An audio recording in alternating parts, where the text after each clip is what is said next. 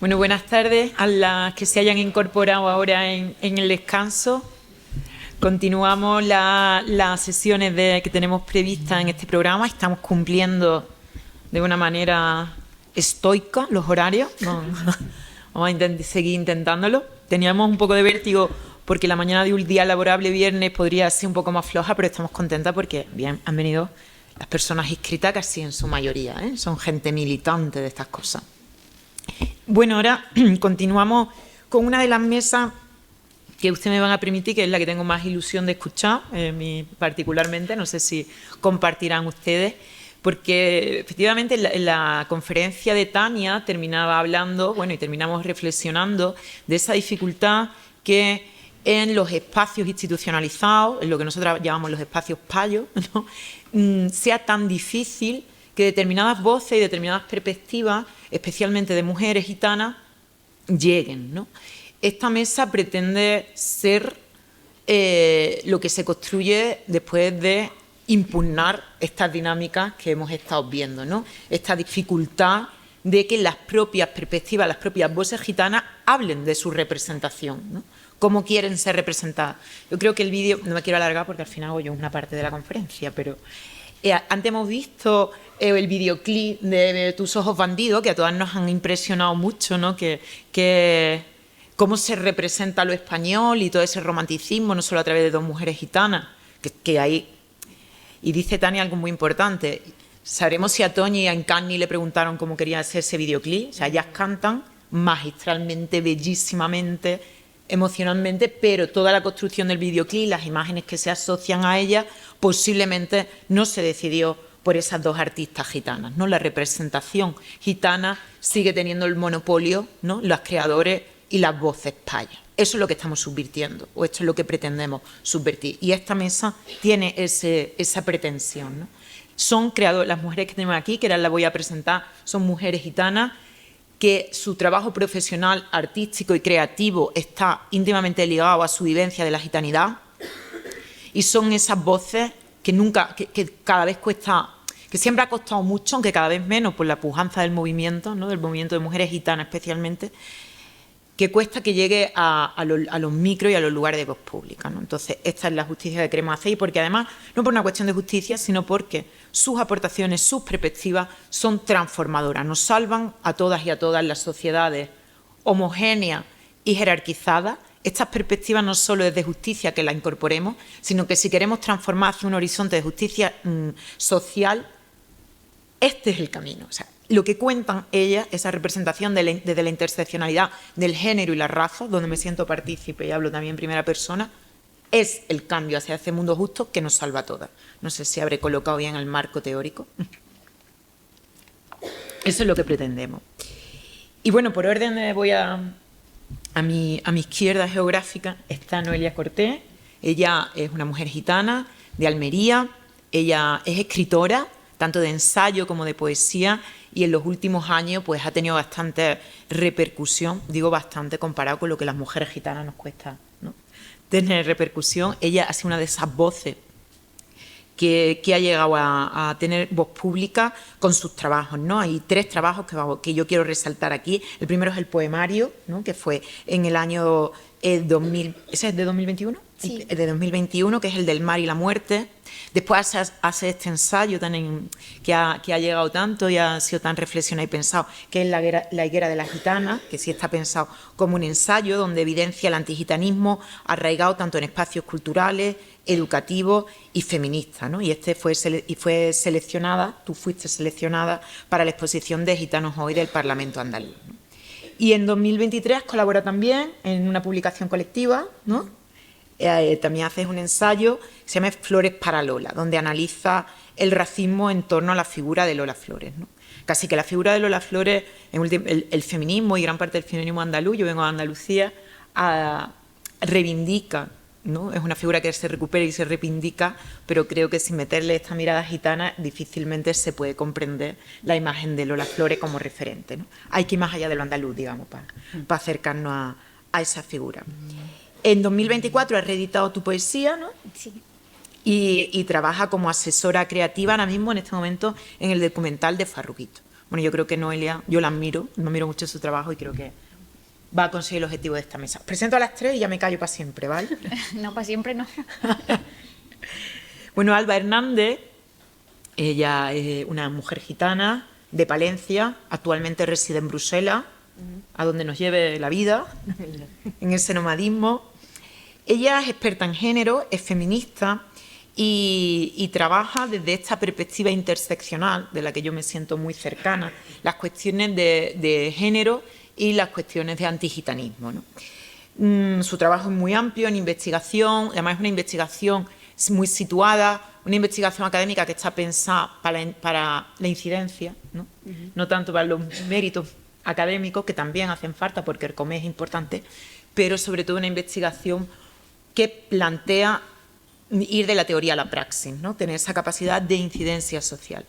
Y de los proyectos más admirados, y que espero que nos cuente Alba, y que también es una de mis mujeres admiradas, es ese proyecto de la Biblioteca Gitana Feminista a nivel europeo, ¿no? Es un trabajo de recolección, de recolección de todo el pensamiento feminista gitano que se está dando en Europa en los últimos años, ¿no? Junto a Aldesa, que está ahí, que es compañera también de la biblioteca, un proyecto colaborativo. Y también en la creación del colectivo de mujeres gitanas expertas en género, ¿no? Esto del género y la raza no solo queda bien en los currículums, sino que, como ahí hablaba yo, tiene una realidad muy verdadera en las vidas gitanas, en la vida de las mujeres gitanas, y pensarse desde ahí, no desde una mirada externa, sino a través de la gitanidad y el género, pues es un trabajo muy rico de creación de pensamiento, que es el que está haciendo Alba, ¿no? Y por último, Sandra Carmona, en la extrema izquierda, geográfica. Sandra es una mujer en la extrema izquierda geográfica. En todas partes de la extrema izquierda. Es una mujer gitana, malagueña. Ella es ilustradora profesional y educadora. Muchas de las ilustraciones vinculadas a movimientos asociativos gitanos que ustedes pueden ver en redes sociales, ahora cuando ella presente irán reconociendo algunas de ellas, pues sale de las manos de Sandra. Pero no solo sale de las manos, sino que sale de todo su cuerpo, de su vivencia, de su pasado y de su presente. Porque lo interesante de este trabajo de creación artística que hace Sandra, igual que el resto, ¿no? Pero la ilustración se ve de una manera muy gráfica, está muy atravesado por su vivencia como mujer gitana y como mujer lesbiana, ¿no? Y ella es activista, está implicada en movimientos sociales, tanto en defensa de los derechos LGTBI como la lucha contra el antigitanismo, ¿no? Y desde esa intersección, desde esa mirada interseccional que hablábamos antes, de donde ella hace su creación, ¿no? Proyectos importantes, ustedes la pueden encontrar, y también ahí en la mesita hay bastantes cosas. Bueno, pues ella se ha atrevido a hacer una editorial que se llama Altramud, una editorial que es gitana y LGTBI, y donde desde hace unos años están publicando precisamente el pensamiento desde esta intersección, ¿no? Muy interesante, sobre todo, y tienes ahí, el cuento de Alma, que ahora ella nos contará, porque ese sí que nos está sirviendo bastante de herramienta para que este pensamiento llegue pues a las aulas y más allá de las aulas, ¿no? Y no sé qué más cuento de ti, es que has hecho tantas cosas, tienes varios premios, pero bueno, lo de los premios me lo he saltado. Sí, los premios lo de los premios, de todas me lo he saltado. Sí. Yo creo que con esto podemos situar, ¿no?, esa mirada de dónde se va a hablar, y yo ya me callo y le dejo la palabra. Empiezas tú, Sandra, y espero de verdad que sea un antes y un después en sus vidas, después de escuchar esta mesa. Muchas gracias. ¿Se me escucha bien? Vale. Bueno, antes de empezar, a mí me gustaría felicitarte, porque hoy es tu día y el mío. No lo he dicho, es verdad, dilo tú. Hoy es el Día del Pueblo Gitano Andaluz. Y mí. Y tuyo, ¿verdad? Es verdad. Yo no sé por qué siempre te hago de fuera, yo no sé por qué. Pero porque una mujer de mundo. Una mujer de mundo. Y también agradecerte el que nos haya llamado, el que nos haya juntado, porque juntarnos nos hace mucho más fuertes. Cada vez que nos juntamos salimos con más proyectos, más trabajo, con más ganas de arreglar el mundo, pero desde una motivación distinta. Ya luego eso se va apaciguando, ¿no? Luego llega el momento, es que nosotros en una montaña no sé cómo, vamos a cambiar el mundo hoy, sí, vamos todas, no sé qué, bueno, un poquito, qué difícil está todo, mierda, tenemos que juntarnos otra vez. ¡Pum! Nos juntamos y otra vez, ¿no? Así que te agradezco lo que has hecho. Bueno, no sé si se ve. Se ve. Empiezo con este título porque creo que se entiende ya hoy, ¿no? Después además de estos días y de hoy haber escuchado, ¿no?, también a Tania, la diferencia entre qué podría ser ilustrar flamenco o ilustrar gitano, ¿no? Para mí lo tengo muy claro. Yo no ilustro flamenco, yo ilustro gitano, porque no puedo ilustrar otra cosa, ¿vale? En la creación de las narrativas, yo siempre he escuchado en mi casa a mi tía decir: "Mira, yo es que no canto flamenco, yo canto gitano", ¿no? Lo he escuchado también de voces de otras personas gitanas en cuanto a la música. Y yo me lo he querido traer al arte porque además estamos en un museo y empezar y poner un poquito el marco, ¿no? El situarnos desde aquí, desde donde estamos hoy, y qué ha significado para las personas gitanas, para mí en concreto, el ilustrar flamenco y no ilustrar gitano, o que lo que se haya mostrado más a lo largo de estos 600 años haya sido ese ilustrar flamenco, ¿no? Entendiéndolo como narrativa externa y no propia, ¿no? ¿Cuál es la diferencia? Pues a mí me gustaría simplemente, antes de empezar a decir qué es lo que hago yo y a qué me dedico y por qué lo hago, qué ha significado esa capa gruesa, blanca de narrativas que se ha ido creando sobre la historia y del pueblo gitano y la cultura del pueblo gitano y las imágenes de las personas gitanas y en concreto, por ejemplo, de las mujeres gitanas, ¿no? Porque no es lo mismo ilustrar flamenco cuando estamos hablando de mostrar en la historia del arte todas las imágenes de mujeres gitanas que conocemos, ¿no? Y que Tania, seguramente, que no he podido verte, habrás mostrado. Pero cuando estamos desde fuera, cuando esa visión es desde fuera, estos cuadros, cuando vamos a verlos a los museos, siempre nos quedamos con la gitana que lee la mano, que te echa las cartas, que te va a vender romero, ¿verdad? Y ahí se termina la historia. Pero cuando lo haces desde la otra perspectiva y cuando hablas desde dentro y cuando la narrativa cambia y se crea una narrativa propia, es cuando aparece la historia de por qué esas gitanas tuvieron que crear esas herramientas de supervivencia para poder sobrevivir, qué estaba pasando, por qué, qué hay detrás de esa buena aventura, y que luego con el paso del tiempo se convierte también en seña de identidad, ¿no? Porque la identidad, pues como sabemos, no es algo estático, como sí nos han implantado a las personas gitanas, sino que es algo fluido y que va cambiando, ¿no? Y yo pues quería hacer un pequeño homenaje, que no sé si lo has mencionado, pero a Natalia de Castro, porque es musa, es historia del arte. Gracias a esta mujer, hombres como Sorolla o Julio Romero de Torres pueden ser quienes son a día de hoy en la historia del arte. Sin embargo, nadie conoce la figura de Natalia de Castro, ¿no? Y Natalia Castro ya en esa época, en la época de la sin sombrero, posaba desnuda. Era una mujer gitana que fue musa desde pequeñita hasta casi los 90 años, porque ella falleció ya más de los 85, 86 años. Hasta entonces estuvo posando para todos estos hombres artistas, y dentro de estos círculos, ella se movía en todos esos círculos. Y lo que recibió esta mujer fueron 10.000 pesetas y una foto con un traje de gitana con el billete de 100 pesetas estampado en él, ¿no? Y obviamente el olvido.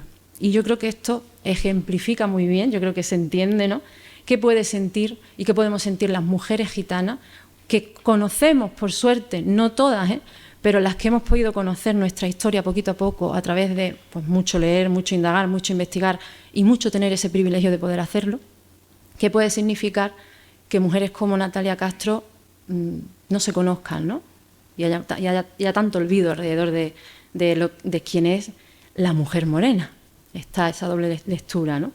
Y aquí tenéis la imagen, por ejemplo, que os decía, ¿no?, de Natalia con ese traje, ¿no?, y cómo fue homenajeada, ¿no?, y dadas las gracias, ¿no?, por todos esos años.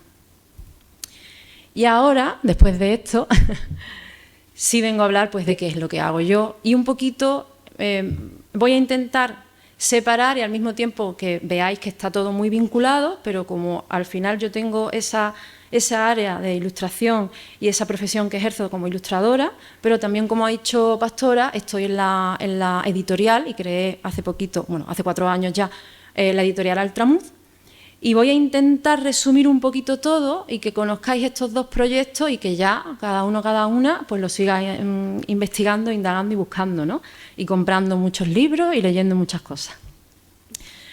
Pues como ilustradora gitana, sé que creo desde dentro, sé que creo desde mi propia experiencia, el arte me ha salvado, y yo siempre lo digo, ha sido mi salvavidas. Si no hubiese sido por el arte, no sé cómo hubiera canalizado toda esta rabia. Pero eso no me da derecho a hablar de toda la historia del pueblo gitano, de todas las mujeres gitanas, ni de cómo son, ni de cómo viven.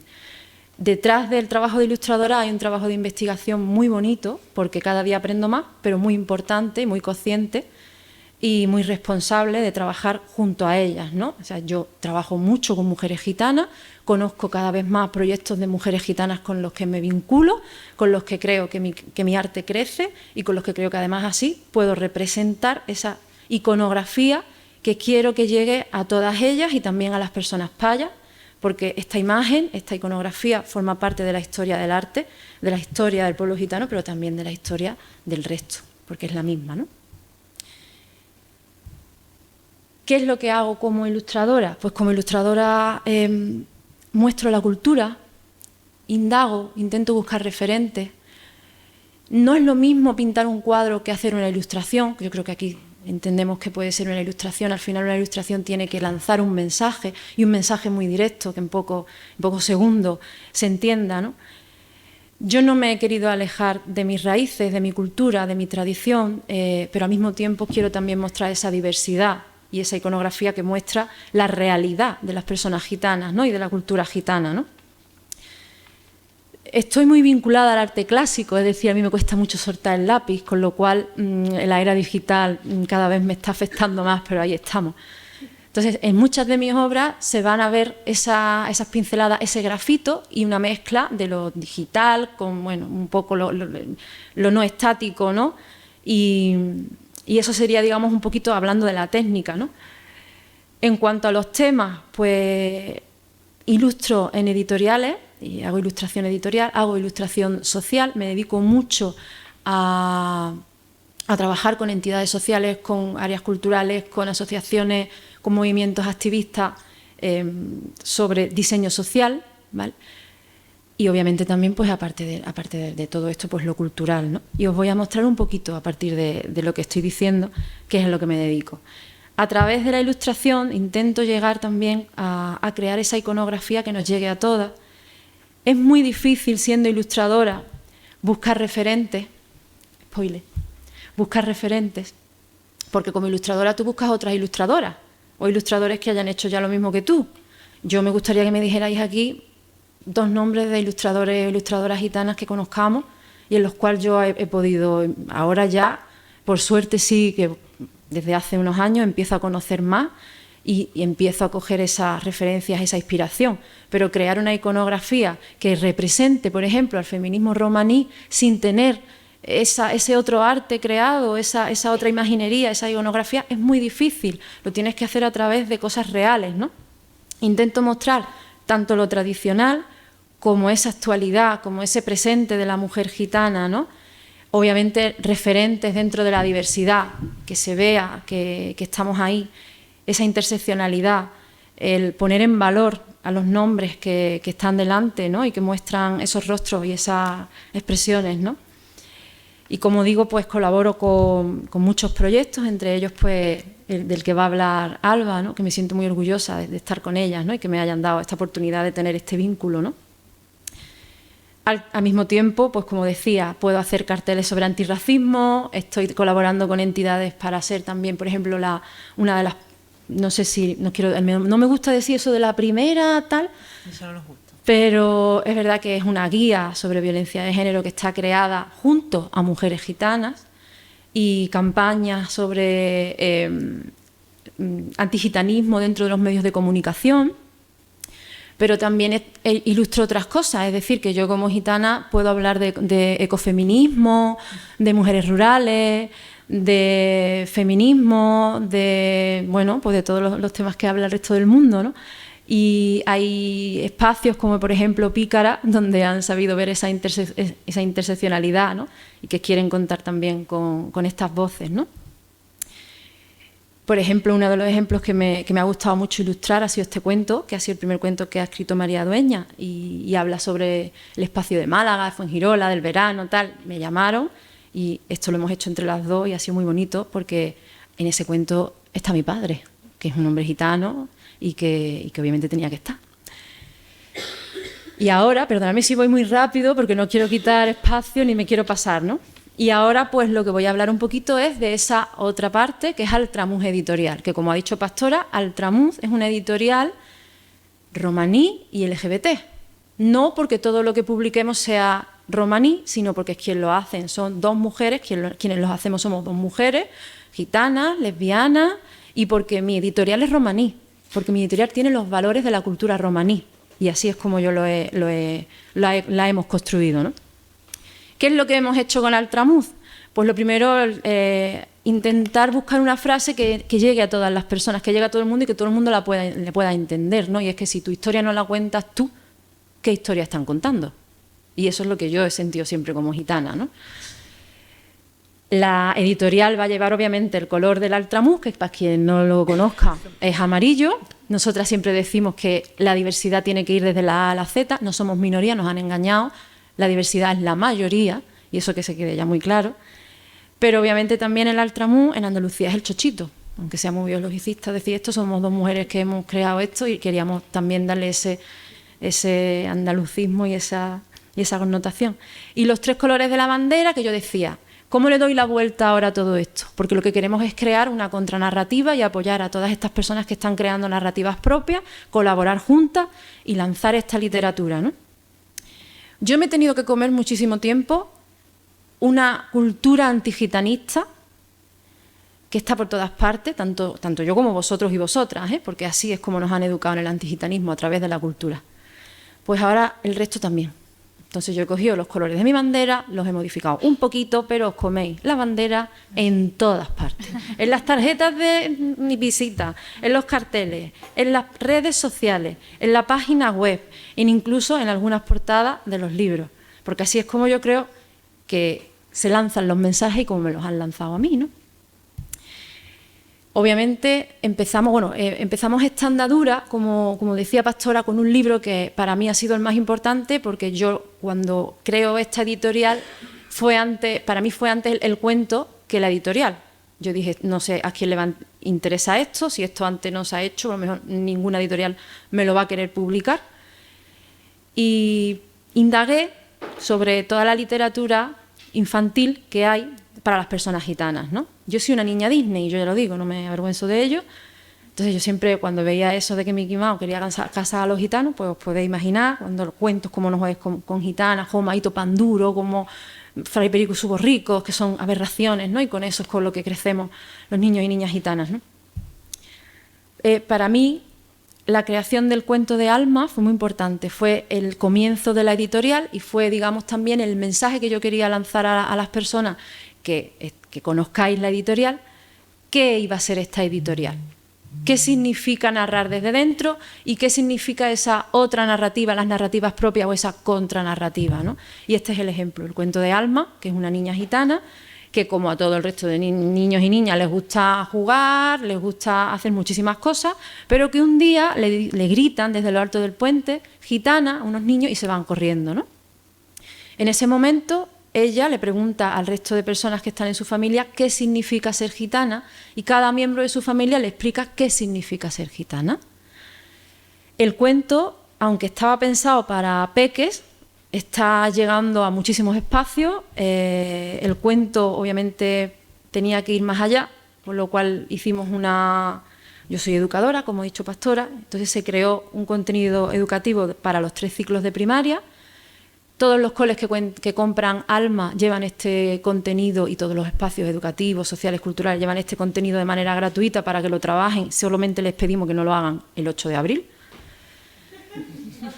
Y con esto pues también creamos una imagen para que todo el mundo intentara empatizar con esa niña. Ya lo digo, fue desde el miedo, desde mi miedo a qué repercusión iba a tener esto. Ya os digo que había gente... La gran mayoría quiere muchísimo a Alma, pero también hay mucha gente que odia mucho a Alma y así lo han expresado. Así que esto se creó pues para obviamente hacer un merchandising, porque al final es un proyecto empresarial, pero también para apoyar el cuento, ¿no? Y esa imagen, ¿no? Y las imágenes las enseño porque nos han dado permiso.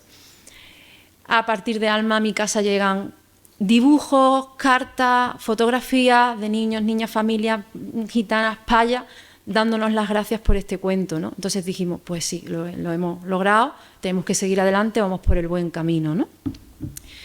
Antes de terminar, deciros, empezamos con Alma, tenemos un catálogo en el que no solamente publicamos temas romaní, pero para que os hagáis una idea, así es como lo hacemos, siempre contamos desde dentro, las personas que cuentan sus historias, narran, ilustran, corrigen y están en la creación de las traducciones y todo, pertenecen a la diversidad, forman parte de la diversidad, trabajamos mucho también con las personas aliadas y lo último que hemos hecho es un libro que se llama Jubliarque, no sé si lo he dicho bien, Aldesa, que es la existencia lesbiana de las mujeres romaníes, y en este libro hemos trabajado con Vera Kurtic, mujer serbia, lesbiana, romaní.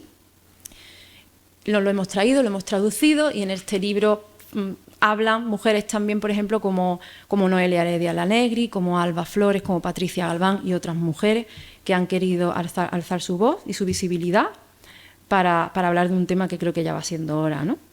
Esta es la idea de Altramuz y esta es la idea que yo presento aquí, ¿no? Y creo y espero que haya servido de algo el hablar de esa otra, darle la vuelta, por favor, cambiar la foto ya, porque si no la foto va a seguir siendo la misma y la foto ya hace tiempo que ha terminado, ¿no? Deciros que con Altramuz también colaboramos con universidades, con proyectos fuera de España, en las que hacemos trabajo editorial más social, pero no están dentro del catálogo porque tenemos muy claro que queremos que sea algo cultural. Muchas gracias, espero no haberme pasado mucho. Al revés.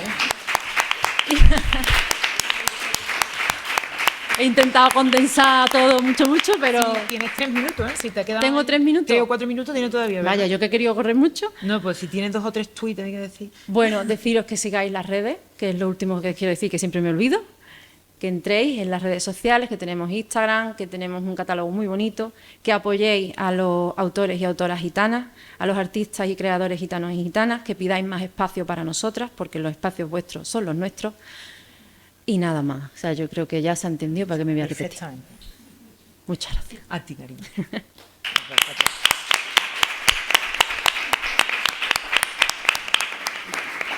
Y ¿quién tengo que levantar? Sigues tú la presentación, ¿no? Cosas del directo. Qué bonito, ¿sabes? Yo cuando hablo no me escucho, ya sé que intentas también. Me encanta la zúa, por cierto. La zúa es una pasada. Eso no la he traído. Bueno, yo lo tengo, pero me encanta. Eso es increíble.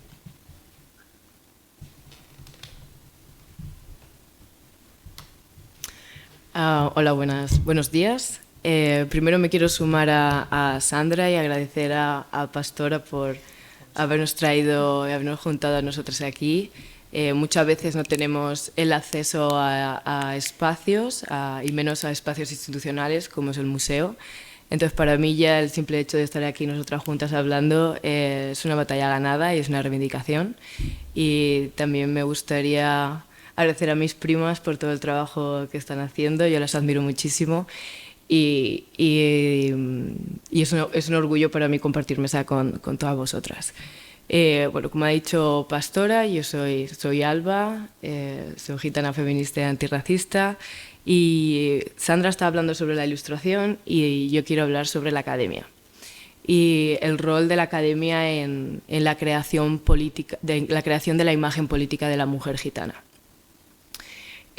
Como ya sabréis, las instituciones académicas, los centros de investigación son reconocidos espacios de creación de conocimiento científico que en muchas de las ocasiones, o en la mayoría de las ocasiones, están dominados por personas payas, hombres de una clase social media-alta, porque son las personas que tienen acceso a unos estudios superiores.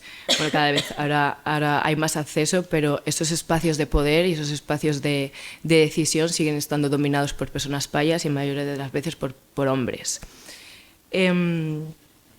Como en esos espacios de poder, esas narrativas, la creación de las narrativas, muchas de las veces y la mayoría de las veces tienen un sesgo racista, porque todos somos racistas, tiene un sesgo sexista y un sesgo clasista. Y aunque creamos que la academia es una institución de creación de conocimiento científico, es muy fácil manipular la creación de ese conocimiento, la creación de esa narrativa. Muchas de las veces esa creación está sesgada por el pensamiento y las creencias, tanto individuales como colectivas, de la institución. Entonces, puedo poner un claro ejemplo en el cual está la Agencia Fundamental de Derechos a nivel europeo, que es un centro de investigación que pertenece a la Comisión Europea.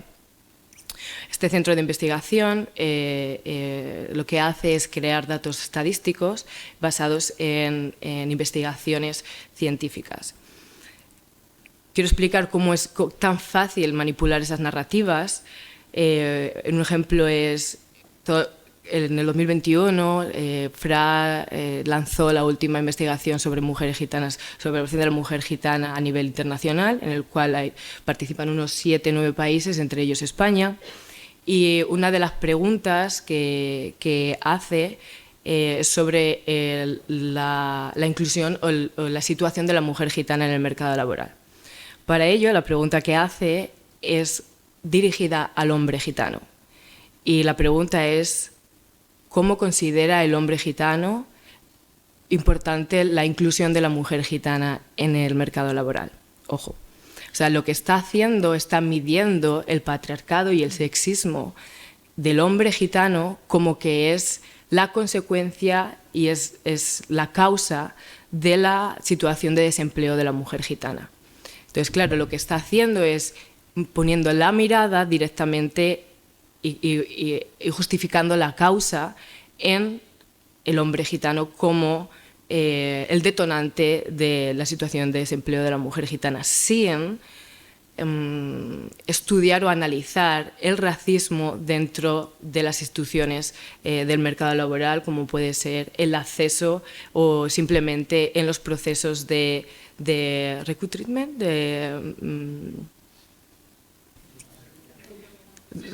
Perdona, es que llevo 4 años trabajando en inglés y para mí esto lo hago en inglés, entonces es un poco difícil hacerlo en español. Entonces, esos procesos, al mismo tiempo, no hay un análisis de cómo esos procesos, durante todo ese proceso, el racismo que hay y el sexismo durante todos esos procesos. Entonces, si esas narrativas se centran y focalizan la justificación de desempleo de la mujer gitana, en este caso, desde una mirada paya, desde una mirada sexista y racista, sin tener en cuenta el racismo estructural y sistémico que sufre la comunidad gitana en general, va a crear una narrativa en la cual dice que la mujer gitana no está en el empleo porque es la cultura, porque es el hombre gitano el que no quiere hacerlo. Entonces, eso solo es un simple ejemplo de cómo la academia manipula y desarrolla unas narrativas en base a unas creencias sin tener un rigor científico, porque podemos hablar también de la economía del conocimiento. La economía del conocimiento es cuando van personas payas, investigadoras a las comunidades, hacen sus investigaciones, hacen unas preguntas muchas veces desde una mirada racista, sin tener en cuenta el impacto que puede tener esas preguntas y esas narrativas en la mujer gitana. ¿Qué pasa? Que luego esas personas, investigadoras, vuelven a la academia, crean esas narrativas desde una perspectiva racista y luego crean unas políticas públicas, pero luego no vuelve nada a la comunidad. O sea, ahí está la economía del conocimiento. Esas narrativas que son creadas en centros de investigación, muchas de las veces son la teoría en la que se basa la creación de políticas públicas, tanto a nivel internacional como nacional y local.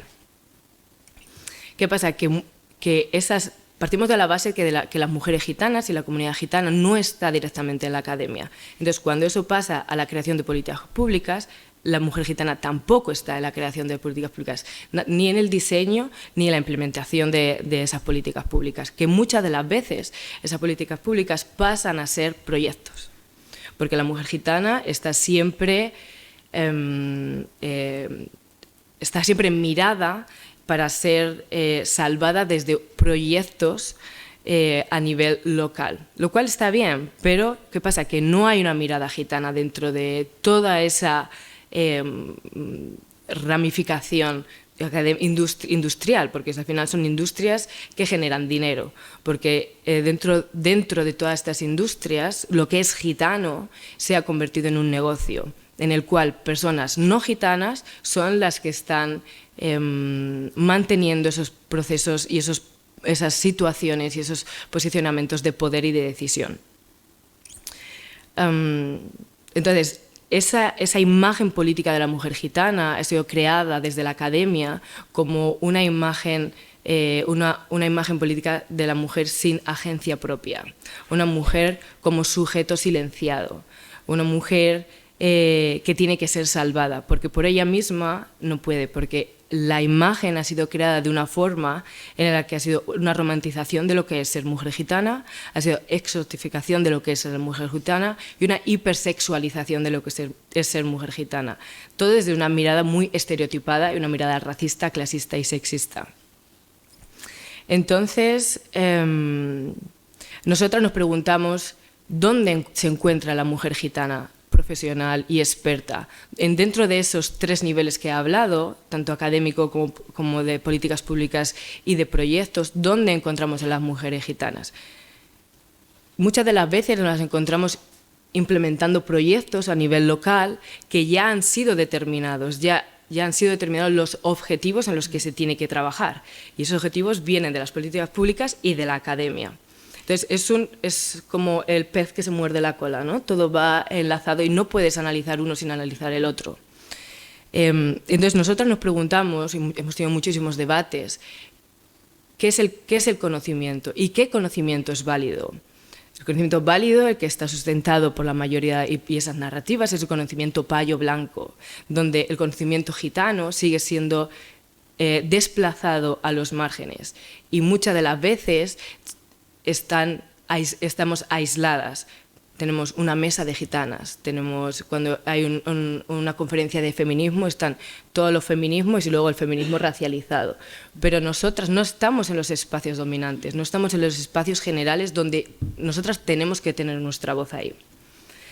Entonces, para nosotras es muy importante ver dónde está la figura de la mujer gitana como creadora. Aquí somos 4 mujeres creadoras, 5 con Aldesa, creadoras de conocimiento en diferentes temas. Sí. Está la ilustración, el arte, literatura y la academia. Entonces, para mí es importante, y para Aldesa y para muchas gitanas, estábamos debatiendo dónde nos encontramos. Entonces, quiero haceros una pregunta. ¿Cuántos artículos científicos habéis leído escritos por mujeres gitanas? Porque podéis leer un cuento, una literatura, pero científicos. Es muy difícil encontrar textos científicos escritos por mujeres gitanas desde una mirada situada, desde una mirada crítica, porque parece que están escondidos. Pero no es porque las gitanas no crean narrativas científicas, es porque son invisibles, porque son invisibilizadas por el racismo institucional que está dentro de la academia. Entonces, para ello, estuvimos mucho tiempo debatiendo y hablando con muchísimas gitanas de países de Europa sobre la falta de tener un espacio propio. Un espacio propio donde podemos encontrar nuestra creación, donde podemos encontrar nuestros conocimientos. Y después de debatir muchísimo y un año de trabajo y mucho debate también con Sandra, creamos la plataforma de la librería feminista gitana.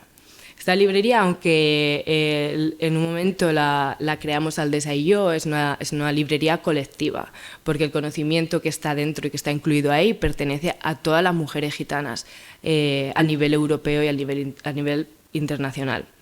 Entonces, quería contaros un poco el por qué hemos creado la librería y voy a dirigiros un poco a través de la librería. La librería fue creada hace 2 años. Hace 1 año la lanzamos públicamente, pero estuvimos un año en el proceso de creación, en el cual lo que intentamos es contrarrestar esas narrativas que están impuestas y que dominan la academia y cómo esas narrativas al mismo tiempo influyen la sociedad en general. Entonces, al crear la librería, lo que estábamos reivindicando es la creación de conocimiento gitano feminista, y entonces estábamos creando un espacio donde poder encontrarnos. No solo nosotras, sino que otras personas puedan venir y puedan aprender unas narrativas críticas y posicionadas desde una perspectiva propia, feminista gitana y anticlasista, y podemos añadir aquí todos los ismos que queramos. Entonces, con la librería lo que intentamos es ofrecer conocimiento gitano, feminista, para que combatir esas narrativas dentro de la academia que hacen tanto daño porque perpetúan la situación de la mujer gitana. En cuestión de 3 meses conseguimos clasificar más de 200 artículos escritos por mujeres gitanas a nivel internacional.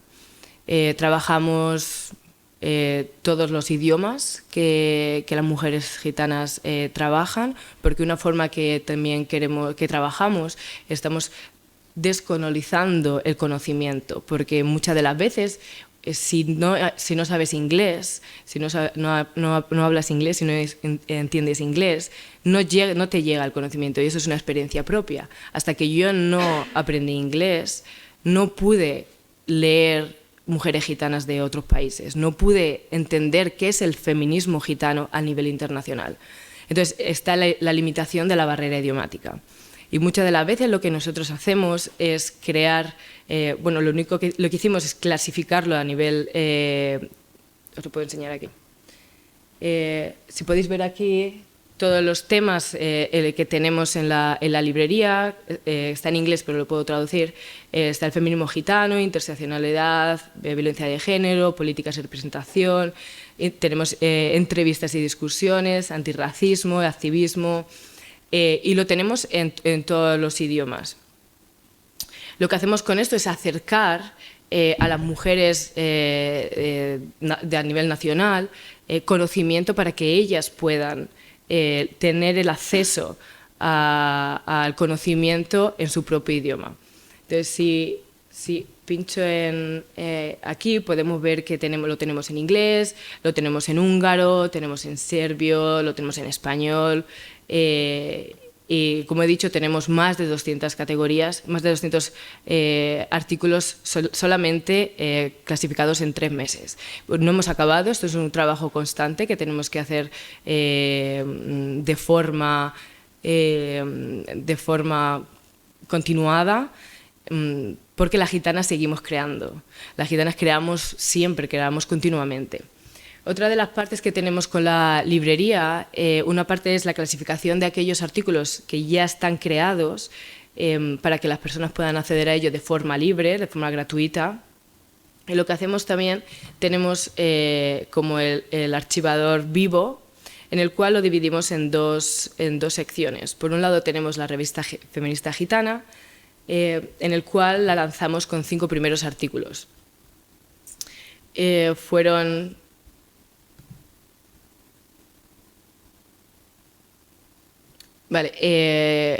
Tuvimos 5 primeros artículos en diferentes idiomas, que es con lo que lanzamos la revista en un primer momento. Lo tenemos en rumano, en español, en húngaro, en polaco y en inglés. Lo que hacemos con la revista es también contrarrestar esas narrativas en las cuales las mujeres gitanas están clasificadas en ciertos temas. ¿no? Como puede ser en la vivienda, la educación, el empleo. Lo que hacemos nosotras es ofrecer un espacio en el que las mujeres gitanas puedan escribir temas en los que normalmente no vas a asociar a la mujer gitana. Sandra ha colaborado muchísimo con nosotras, entonces las ilustraciones, la mayoría de las ilustraciones que tenemos son hechas por Sandra, y ahora mismo hemos lanzado la primera revista, que se llama, lo voy a decir en español, Descolonizando las narrativas payas, en el cual tenemos 10 artículos creados nuevos. La forma en la que trabajamos nosotras estamos creando una comunidad de mujeres gitanas en las cuales juntamos en parejas una mujer gitana con más experiencia a la hora de trabajar, a la hora de escribir, a la hora de redactar, con una mujer gitana que tenga menos experiencia, y ellas, entre dos personas, entre dos mujeres gitanas, crean un artículo. Aparte de eso, tenemos mujeres gitanas ilustradoras, que son las que le ponen el color al artículo. Con esto lo que intentamos hacer es crear una comunidad de mujeres gitanas, creadoras de conocimiento, que se unen a nivel internacional para poder crear esa comunidad de mujeres y crear esa base de conocimiento feminismo gitano con nuevas publicaciones, con nuevos temas. Os puedo enseñar un poco las autoras y las editoras. Tenemos a Carmen Gheorghe, es profesora de la Universidad de Bucarest y directora de la Asociación Eromnia, que trabaja sobre los derechos de las mujeres gitanas. Tenemos a Ionela, tenemos una serie, aquí tenemos a Sandra, tenemos una serie de mujeres gitanas que trabajan con nosotras y con las otras mujeres para crear ese tipo de conocimiento. Quería enseñaros también, por supuesto, a las autoras. Tenemos niñas que son directamente de las comunidades, como es Elisa, que es de Rumanía y vive en la comunidad, y podemos tener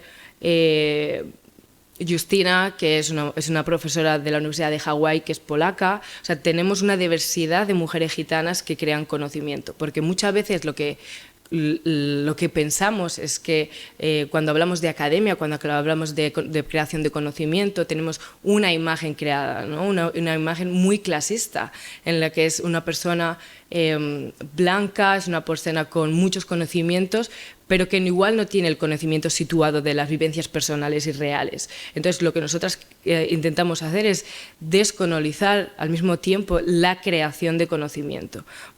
Como dando espacio a mujeres gitanas, a niñas gitanas, para que expresen sus propias vivencias y crean conocimiento situado y crítico. Por otra parte, lo que tenemos es el archivo visual, en el cual creamos entrevistas con mujeres gitanas de temas que también no son los comunes. Tenemos entrevista con Sandra, tenemos una entrevista con Pastora, tenemos una entrevista con Rosa Cisneros, que hablamos del cambio climático, con Pastora hablamos de derechos laborales y justicia, con Sandra con derechos LGTBI. Son temas que muchas veces no asociamos con la mujer gitana. Entonces, para nosotras es muy importante poder crear espacios de conocimiento crítico, espacios donde nosotras nos podemos encontrar y podemos intercambiar y podemos crecer nuestra mirada trabajando juntas. Pues es lo que decía Sandra, ¿no? El hecho de poder continuar, de poder colaborar entre nosotras mismas. Entonces, la librería es un espacio que es abierto para todas las mujeres gitanas que quieran promover su trabajo, que quieran venir y decir, oye, mira, me apetece hacer esto con vosotras. Porque muchas de las veces lo que pasa cuando hablamos de academia, cuando hablamos de estos espacios comunitarios, existe ese recelo, ¿no? De que me van a quitar mi espacio, no me van a quitar mi trabajo. Entonces, nosotros trabajamos mucho con la solidaridad, trabajamos mucho con el cariño y los cuidados. Entonces, nosotras hemos hecho la librería en el sentido en el que una mujer gitana, de donde sea, puede ser de la comunidad, puede ser académica, puede ser de literatura, de lo que sea, pueda venir y pueda decir, oye, prima, quiero hacer esto con vosotras. Es un espacio comunitario, no es un espacio... Y eso es muy difícil de ver, al fin y al cabo, ¿no? Porque muchas veces es, yo lo he creado y esto es mío y nadie va a entrar aquí a cogerme el pan. Entonces, eso es muy gitano, es decir, esto es nuestro, esto es de todas, esto lo compartimos. Y muchas de las veces esa mirada paya nos sitúa en un posicionamiento marginal. Entonces, nosotros lo que reivindicamos es... Somos creadoras de conocimiento feminista y gitano, en el cual no estamos encasilladas a hablar solo sobre gitano, no estamos encasilladas solo a hablar sobre mujer gitana. La mujer gitana es creadora de conocimiento en todos los sentidos, en todos los ambientes y sobre todos los temas, que es una cosa que nosotros también queremos combatir, ¿no? A mí no me encasilles mi profesionalidad. Yo no quiero trabajar solo con lo gitano, quiero trabajar con diferentes temas. Lo que pasa es que el racismo nos empuja a nosotras solo a trabajar con lo gitano, porque el racismo considera que nuestro conocimiento es solo para lo gitano.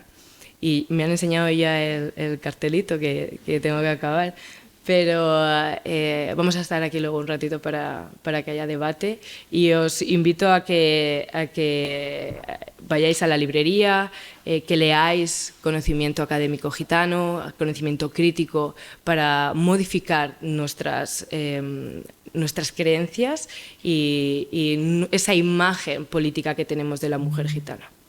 Gracias.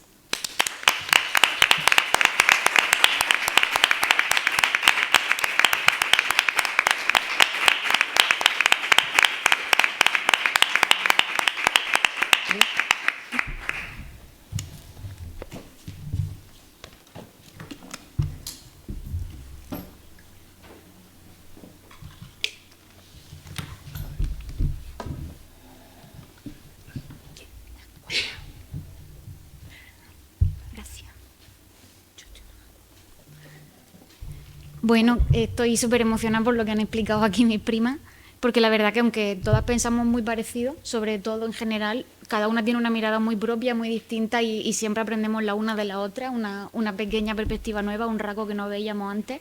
También de Aldés aprendí hace un mes que estuve con ella en Barcelona y hice una pregunta muy interesante. Es que al final, hablar entre mujeres gitanas en este tipo de atmósfera siempre es muy, muy bonito. Entonces, pues nada, muy contenta de estar con vosotras tres y con Aldesa también. Y bueno, yo en mi caso quería centrar mi presentación en algo, bueno, me he metido por dos caminos, ¿no? Por un lado, en una conversación que tuve con Pastora en Barcelona, cuando fuimos a hablar de la Gran Redada, que estuvimos en el convento donde encerraban a las gitanas en Barcelona, el convento San Agustí, y se me ocurrió plantear que hubiese escrito Papuzza, por ejemplo, o Filomena Franz, todo este tipo de escritoras gitanas que hablaban del Holocausto, que hubiesen escrito si no hubiesen tenido que estar hablando del Holocausto para que quedara constancia de que eso pasó, y a Pastora como que le gustó esa idea y la hemos comentado varias veces.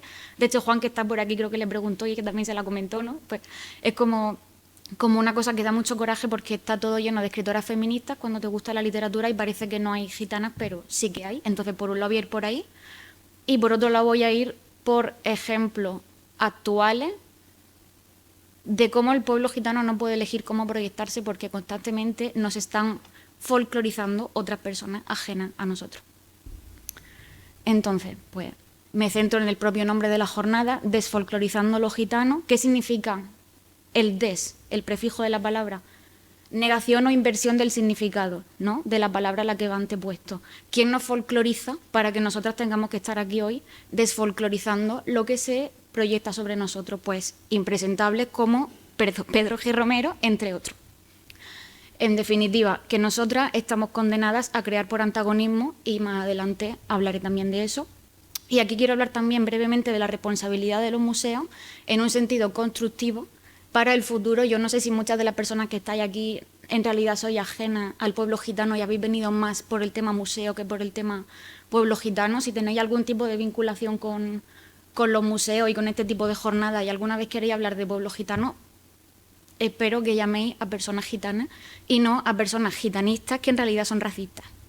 Entonces, para centrarme desde el feminismo, porque creo que muchas veces se conecta mejor con nosotras si lo explicamos desde el feminismo, como que la gente humaniza más lo que dice una mujer gitana si lo lleva por un camino que le pille más cerca. quiero hablar de Virginia Woolf, porque ella decía que una mujer lo que necesita para poder escribir es dinero y una habitación propia. Pero en realidad ella pues tenía sus criadas en casa que no las dejaba nunca hacer los planes que querían, no las dejaba librar cuando terminó la guerra porque venía a cenar T.S. Eliot y le parecía mucho más importante que cocinaran y limpiaran.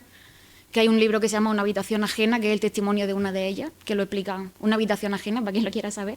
Entonces, yo no tengo nada contra Virginia y como escritora le agradezco muchísimo, como mujer escritora, el camino que a mí me ha abierto, pero al mismo tiempo pienso en todas las mujeres gitanas que conozco, incluso de épocas muy posteriores a la suya, que no, o sea, el dinero y la habitación propia era lo de menos, es que no podían estar ni en los censos inscritas.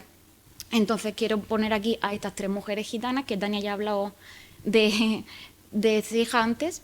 Entonces quiero poner en perspectiva a Papuzza, a Filomena Franz y a Ceija Stocka, que no sé si he dicho bien su nombre, y una de ellas es de Polonia, Papuzza. Filomena nació en Alemania una década o 2 más tarde y Ceija otra década más tarde en Austria. En teoría no deberían tener nada que ver y sin embargo las 3 han creado por antagonismo constantemente porque tuvieron que vivir el Holocausto y el intento de exterminio al pueblo gitano. Entonces yo muchas veces me pregunto, igual que vemos a Virginia Woolf en murales feministas y cada vez que se habla de literatura de mujeres, ¿no? Veríamos a cualquiera de ellas si hubiese podido escribir sobre cualquier otra cosa, que hubiesen escrito, que hubiesen creado, porque al final la libertad de crear desde la belleza hace mucho. Fijaos en el título del libro de Filomena Franz, ¿no? Entre el amor y el odio, una vida gitana, ¿no? Como ya desde ese antagonismo. El libro de Papuzza, si lo leéis, que son poemas, más de lo mismo. Antagonismo constante, explicando cómo vivían los gitanos, el miedo desde el bosque a que llegasen los nazis, lo mismo con el testimonio de Ceija, y aquí tenéis, por ejemplo, cómo suelen ser sus cuadros, que son brutales, siempre son como con esvásticas, con pájaros negros, con las vías del tren, con los campamentos gitanos siendo asaltados, y de hecho se tuvo que llamar a su exposición de cuadros Esto ha pasado, ¿no? Que también me parece bastante crear desde el antagonismo, porque es que ya el propio título está afirmando, oye, que no lo niegues, que sí que ha pasado. Entonces, bueno, pues también quería enseñaros la carita de ellas 3 y que os quedéis un poco con sus nombres y con ellas, porque son escritoras fascinantes y creo que si simplemente se hubiesen tenido que preocupar por ser mujeres y no existiese el antigitanismo, hubiesen creado barbaridades para la historia de la literatura. También me fijé en la página de las primas Alba y Aldesa, y Sandra, en la librería feminista gitana, y quise mirar como la explicación que le daban ellas a la página y lo traduje como más o menos: la biblioteca feminista gitana vio la luz después de numerosos debates con mujeres gitanas y feministas alrededor de Europa, en distintos espacios y contextos, acerca de la falta de reconocimiento de la mujer gitana como productora de conocimientos y saberes. También por antagonismo se tiene que crear para que sí que quede constancia de que esto ha pasado, ¿no? Como Ceija Stocka. Entonces he cogido este titular, por terminar con lo de a quién llamáis, ¿no? He cogido este titular, que es como todos los que salen de Pedro G. Romero, que dice: Pedro G. Romero, mucho más que el gurú intelectual de la revolución flamenca. Y yo pregunto, ¿mucho más que quién, concretamente? Y por mucho más, gurú, revolución, ¿qué tiene esta persona que hace declaraciones como criticar a Rosalía por apropiación cultural es de una ignorancia increíble? Esta persona, ¿quién es y a quién lleva? Pues es el principal ideólogo que hay detrás de uno de los mayores antigitanistas de la industria musical, que es el Niño de Elche. Acaba de sacar un disco que se llama Cante a los gitanos, cuando está constantemente negando que el flamenco sea gitano y diciendo barbaridades antigitanas. Fijaos como incluso en titulares de Francia dicen el renovador del cante flamenco. ¿Perdona? Excuse me. Y mirad, por ejemplo, cuando esta muchacha dijo, porque es que él constantemente está diciendo barbaridades antigitanas, cuando esta muchacha dijo: entender y formarse en el flamenco pasa por el reconocimiento de la cultura y la opresión del pueblo gitano, como cantaba la niña de los peines, y contesta Niño de Elche: cuando alguien indocumentado toma la palabra y lee como un papagayo cosas que no entiende, surge esta intervención vergonzosa. Pero al mismo tiempo, ricos matices estéticos. De nuevo vuelven a meter la pata y encima se dan golpes de pecho, no tiene desperdicio. Y bueno, pues se nombra militante de la apropiación cultural. Y, por supuesto, Pedro G. Romero como el ideólogo que hay detrás de todo lo que hace. Entonces, ¿tenía sentido alguno que ayer Pedro G. Romero, que menos mal que no vino, señorcico de mi alma, abriese una jornada en la que estamos intentando desfolclorizar los gitanos? no hay más personas que pudieran venir. Tenía que venir uno de los payos más racistas que yo he visto en toda mi vida a definirnos a nosotras. ¿De qué? ¿Por qué tiene que definirnos esta persona? Lo que hay que desfolclorizar es que dejéis de llamar a este tipo de gente, ¿no? Entonces, pues he puesto otro tipo de titulares. Por ejemplo, cuando Fernando Vacas dice cosas como detrás de cada fusión siempre hay un payo que piensa, hay que decirlo así, o Rosalía diciendo en el flamenco lo tienes muy mal si eres mujer catalana y paya. Estas son las ideas que verdaderamente promueve Pedro G. Romero y que a todo a su alrededor van creciendo. Entonces, por el contrario, ¿a quién pienso que deberíais llamar? Pues mismamente a Iván Periáñez Bolaño, que es un antropólogo gitano, ahora mismo está en la Universidad de Sevilla, es fascinante y tiene una cantidad de estudios sobre el cante gitano, porque ahora se dice flamenco, pero toda la vida es cante gitano, sobre el cante gitano desde la antropología, desde la academia, que yo pienso que en una jornada como esta hubiese hablado cosas fascinantes, y pongo una cita de uno de sus estudios que dice: el lenguaje científico hegemónico tiene dificultades para traducir aquello que no conoce ni reconoce, que no aprendió a reconocer o bien ha destruido, oprimido, dominado y silenciado. Este es el motivo por el cual creéis que la persona que habla de la imagen del flamenco y del gitano es Pedro G. Romero, porque simplemente como no conocéis lo demás, parece que es el único que hay porque tiene muchísimas más facilidades para llegar, como la prima pastora apuntaba cuando ha hecho su pregunta después de que hablase Tania. Por otro lado, quiero nombrar a Claudia Ruiz Caro, una fotógrafa flamenca de Jerez de la Frontera, de gente, bueno, pues como los Agujetas mismamente. Fijaos qué foto le hizo a Dolores Agujeta y a Antonio Agujeta. Ella tiene una perspectiva de la imagen de los gitanos completamente distinta y al mismo tiempo muy sencilla, y tiene también una charla sobre todo esto, en la que, entre otras cosas, muestra qué te dice la inteligencia artificial cuando buscas la palabra gitano y cuando buscas la palabra flamenco, y a partir de ahí empieza a reflexionar y hacer un recorrido, y me parecería interesantísimo que la llamarais, si tenéis cualquiera de los que estáis aquí ese tipo de posibilidad. Y por recomendar solo a tres, porque estaría todo el día, Rafael Buiga Jiménez, por supuesto, aparte de ser íntimo amigo mío, es un historiador experto en estudios gitanos y gitano, evidentemente, y entre otras cosas, sobre el tema de la apropiación y de la imagen de los gitanos, él dice: recuerdo la frase de un historiador urbano que decía: el espacio no se apropia sino que se domina. Esto quiere decir que la apropiación permite que el sujeto, en este caso los gitanos, sigan siendo gitanos, pero con la expropiación quitas algo más, eliminas al sujeto. Entonces yo creo que esta gente lo que hace más bien es expropiación, porque no quieren que las voces gitanas puedan dominar la narrativa sobre sí mismos. Entonces, bueno, pues yo dejo aquí estos tres nombrecitos, y quien quiera preguntarme cuando acabe más, pues yo le digo muchísimos más, pero son ejemplos ¿cómo lo digo?, de que desde la academia también se habla de esto con voces gitanas, no existe únicamente Pedro G. Romero. Entonces, para que se pueda humanizar un poquito más lo que estoy hablando, voy a poner unos ejemplos breves sobre cómo funciona la expropiación a día de hoy con rasgos y con nombre, porque pienso que lo que no tiene nombre y rasgos no se humaniza igual que lo que se dice como una idea. Entonces, por ejemplo, vemos una charla que va a hablar del flamenco en las 3000 y cuyas fotos son Raimundo y Rafael Amador, los hermanos Pata Negra. Pero si leemos los nombres, la charla la va a dar Kiko Veneno, un tremendo racista además, que formó con ellos el grupo Veneno, y a día de hoy está subido el álbum de Veneno a Spotify como únicamente perteneciente a Kiko Veneno, que esto es como poner un álbum de los Beatles y decir que nada más que lo ha hecho Paul McCartney, ¿no? No tiene ningún sentido. Evidentemente también estaban Raimundo y Rafael, y no solo que también estaban, sino que sin ellos Kiko Veneno no sería nada, sería un hippie poco más, entonces, es la verdad. Entonces, es interesante cómo utilizan la imagen de los gitanos para anunciar las charlas, para cautivar el flamenco en las 3000, pero no han llamado ni a Raimundo ni a Rafael, han llamado a Kiko Veneno.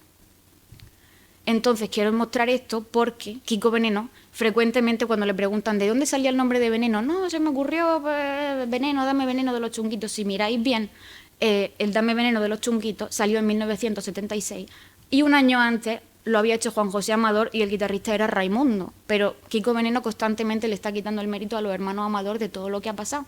Y en la propia sinopsis del documental Dame veneno, fijaron, ¿cuáles eran los ingredientes de esa pócima? La unión de un payo y dos gitanos, un ensamblaje de dos formas de vida, Kiko Veneno, el hip viácrata por un lado, y el flamenqueo de los hermanos Raimundo y Rafael Amador, ajenos al rock and roll por el otro. Primer punto, Kiko Veneno era más ajeno al flamenco, vamos, le caía el flamenco como a Cristo dos pistolas. Y luego, lo de poner flamenqueo así como en minúscula y no decir ni flamenco, flamenqueo, pero luego el rock and roll así en mayúscula, es que está todo narrado de una forma que a mí me deja tiesa. Y es que en el propio documental se habla de Raimundo y Rafael como los gitanos salvajes de las 3000. Y ya termino este ejemplo con declaraciones que hace Kiko Veneno del estilo, como si los gitanos hubieran inventado el flamenco, si los gitanos son de por ahí. Los gitanos llegan aquí y se incorporan. Los gitanos en Francia tocan manús y en Hungría tocan el violín. ¿Qué coño van a inventar el flamenco los gitanos? ¿De dónde ha sacado usted eso, señor Molina? En respuesta a los estudios de Ricardo Molina y Antonio Mairena. Esto lo dice Kiko Veneno hace 3 años en público. Y no es ni remotamente lo peor que ha hecho ni dicho. Entonces, ¿qué quiero decir con esto? A quien reconoce Pedro G. Romero es a gente como esta, pero digo Pedro G. porque ha abierto la jornada, pero es que está todo lleno de Pedro G., con José Luis Ortiz Nuevo, con todo este tipo de gente, Ernesto Castro, cipollos de la vida. Entonces, ¿no? Yo quiero demostrar con este tipo de ejemplos, poniendo caras, nombres, historia, música que podéis escuchar como algo tan concreto, lo quiero poner para ejemplificar cómo la narrativa pasa la historia de una manera cuando ocurre completamente de otra y cómo son tan evidentemente racistas y a la gente le da tan igual que verdaderamente está Rafael Amador en las 3000 olvidado y Raimundo Vallén Valencina en Sevilla dando los bolitos que da y poco más cuando son los creadores de todo y a Kiko Veneno sí que se le empaca y se le eleva de otra manera y eso es la expropiación. Como por ejemplo cuando la gente dice que el Omega de Morente creó el rock flamenco en el 96. Yo digo, ¿y Ray Heredia 5 años antes? Que en este álbum tocaba el bajo eléctrico, la guitarra eléctrica, la guitarra flamenca, la percusión, la palma, el piano, compuso, cantó, lo hizo todo él solo, Ray Heredia. En el 82, mirad como Pata Negra ya ponía rock gitano, en el 74 la greca Gypsy Rock. Uno de los reclamos del Morente, del Omega de Morente, es que cantaba Federico, ya los Pata Negra también lo habían hecho, y también en rock gitano, musicalizando Bodas de Sangre. Concretamente, los Pata Negra siempre se narran como rock gitano desde que empezaron, pero por algún motivo nos dicen que el rock gitano lo creó el payo Enrique Morente con el Omega en 1996, que habían pasado décadas, y Sabica hace 60 años que hacía con el rock. Y el disco de las Montoya, del Polígono, todas esas cosas no han existido nunca. Antonio Flores cantando con Barón Rojo, lo de Tan Solo Rock and Roll. El Luis, la caíta con su guitarra eléctrica, con el cuadro flamenco de los Amados detrás. Estas cosas no han existido nunca. Y entonces, la última parte de cómo quiero mostrar que la expropiación es real y borra la historia del pueblo gitano es cómo vamos perdiendo referentes indispensables y no tenemos ni idea colectivamente ni de que se han ido ni de lo que hicieron. La Susi, que es el ejemplo más bárbaro, es Camarón en mujer, la llamaban la Camarona. Antonio Agujetas, que ha hecho cosas que merecerían estar también en museos, como los cantes gitanos desde prisión. Parrita, que murió y el titular fue Muere Parrita, cantador y compositor de temas de Moncho y Rosalía. Parrita. Es que es de una poca vergüenza, que es que no tengo palabras, ¿no? Manolete, Pansequito... Perdón que si lo queréis ver, Manolete, Pansequito, Angelita Vargas, Joaquín Amaya, que por cierto no es que fuera compositor de temas de Rosalía, es que la otra canta todo lo que han hecho los gitanos. Claro, él se lo compuso para él, vamos a ver. Angelita Vargas, Joaquín Amaya, que ha muerto hace poquitos días, que es hermana de Remedios, Carmelilla Montoya, Pedro Peña, el creador, bueno, una barbaridad, ¿no? Entonces, en este tipo de carteles que se anuncian charlas con fotos de gitanos, pero todos los que hablan son payos. En este homenaje a Borrina de Badajoz, que hay solamente un nombre gitano en todo ese cartel del homenaje a Borrina, que ha sido este año, solamente hay un nombre gitano, cuando es tío de la Azúcar Moreno, de los Chunguitos, de la Marelu, de la Caíta, toda esa gente, ¿dónde está? Este cartel de los Grammy, ¿no? 6 artistas reimaginando el flamenco. Ninguno es gitano, pero es que encima ve, por ejemplo, a las mestizas que en su página web definen lo que hacen como una fusión de cosas africanas, árabes y latinas con sonidos electrónicos, pero lo llaman flamenco. Es que el pueblo gitano es sistemáticamente borrado, y aquí me vengo a varios ejemplos rápidos de lo de crear por antagonismo. Pues la caíta en la película de la Chodrón de Tony Gatliff, que lo que canta es ¿por qué me escupes en la cara? ¿Qué mal te he podido hacer yo que por ser morena gitana? El álbum, por supuesto, de persecución del Lebrijano, que de ahí salió un palo flamenco propio, La Galera, por las condenas de los gitanos a la galera durante la Gran Redada, el libro de la prima pastora, que es el pueblo gitano contra el sistema mundo, el tío Juan de Dios Ramírez Heredia, en defensa de los míos, ¿qué sabe usted de los gitanos? Más ejemplos de antagonismo. La obra de Silvia Agüero, que la representó aquí ayer, ¿no? Que mira la definición y dice que deconstruye la histórica imagen pública de las mujeres gitanas, ¿no? La deconstruye, viene a deshacer lo que han formado otros. Los Chorbos, Loli Manuel, El Sorderita, este álbum, La Pipa de Kif, de Ketama, está inspirado directamente en la pipa de Kit de Valle Inclán, en el poemario de Valle Inclán. Si esto no es más digno de estar en un museo, bueno, es que es una pasada. Que Dama, Katy Claret, Raimundo Amador con Gitano de temporada, mostrando la doble cara, ¿no? Mira, esto es Pedro G. Romero. Cuando llegan los días señaladitos, hay muchos cachoncitos que son gitanos, visten gitanos, fuman gitanos y juran que su abuelo fue un buen gitano. Pero cuando pasan los días señaladitos, los mismos cachoncitos cazan gitanos, muerden gitanos, no quieren en la consulta a los gitanos y juran que en el mundo sobran gitanos. Pues eso es. Entonces yo quería coger del grupo Fuerza Nueva que hizo El Niño de Elche con los planetas, por supuesto comisariado por Pedro G. Romero, este cachito que dice: quedan más ramalazos iconoclastas como la canción de los gitanos, versión oficial del himno del pueblo Yelén Yelén, una propia letra del himno gitano habla de que la Legión Negra los asesinó, ¿no? Yo os pongo una foto de Fuerza Nueva y otra de la Legión Negra, que es el nombre que eligieron ellos para... O sea, si veis diferencia, el Niño de Elche dijo sobre esto: me he burlado de muchos cantadores que la hacen como una canción melódica sin saber la terrible historia que cuenta. Nos pareció pertinente meterla y a ver si otro colectivo susceptible de indignarse con nosotros lo hace. Esto es para ellos coger los gitanos. Y yo creo que se refería evidentemente a la versión de Dorante y Esperanza Fernández, porque es la más conocida. ¿Por qué se mete con esta gente? Porque tiene genealogía, porque Iván Periáñez, es que Iván Periáñez es el que cita constantemente a Pedro Peña, porque Dorantes es el compositor del himno del pueblo gitano Orobroy, el nieto de María la Berrata, es hijo de Pedro Peña, el autor de Los gitanos flamencos, que habla de que no reconocer el flamenco como gitano es una herida abierta, que no va a cerrar, es sobrino del Lebrijano. Y Pedro G. Romero, que dijo sobre esto: es cierto que el comisariado gitano, a base de desacralizarla de forma tontorrona, no le da la importancia que se merece, hablando del Yelén Yelén. La letra cuenta una barbaridad, un holocausto, que está bien que se difunda y que la plataforma de Fuerza Nueva sea el altavoz. O sea, que es muy provocante. Y dice que lo desacralizamos los gitanos. Es que, por favor, nuestro propio himno, quitar el carácter sagrado a alguien o algo. Me cago en el Dios que lo menea. Mirad cómo suele ser la iconografía de Fuerza Nueva. Voy a terminar ya, voy muy rápido, perdón, pero es que me parece interesante mostrarlo para que no le llaméis más a esta persona para hablar de nosotros. Mirad que se disfrazan del Ku Klux Klan, sacaron 1.492 copias el 12 de octubre, es que es muy fuerte. Mirad el ideólogo de Fuerza Nueva originalmente en la web de la Fundación Francisco Franco, quién era, mirad la revista de Fuerza Nueva, qué tipo de titulares tenía, es que es una barbaridad. Y entonces nos encontramos con que van a hacer un concierto en la Yoyo en Lava para presentarlo.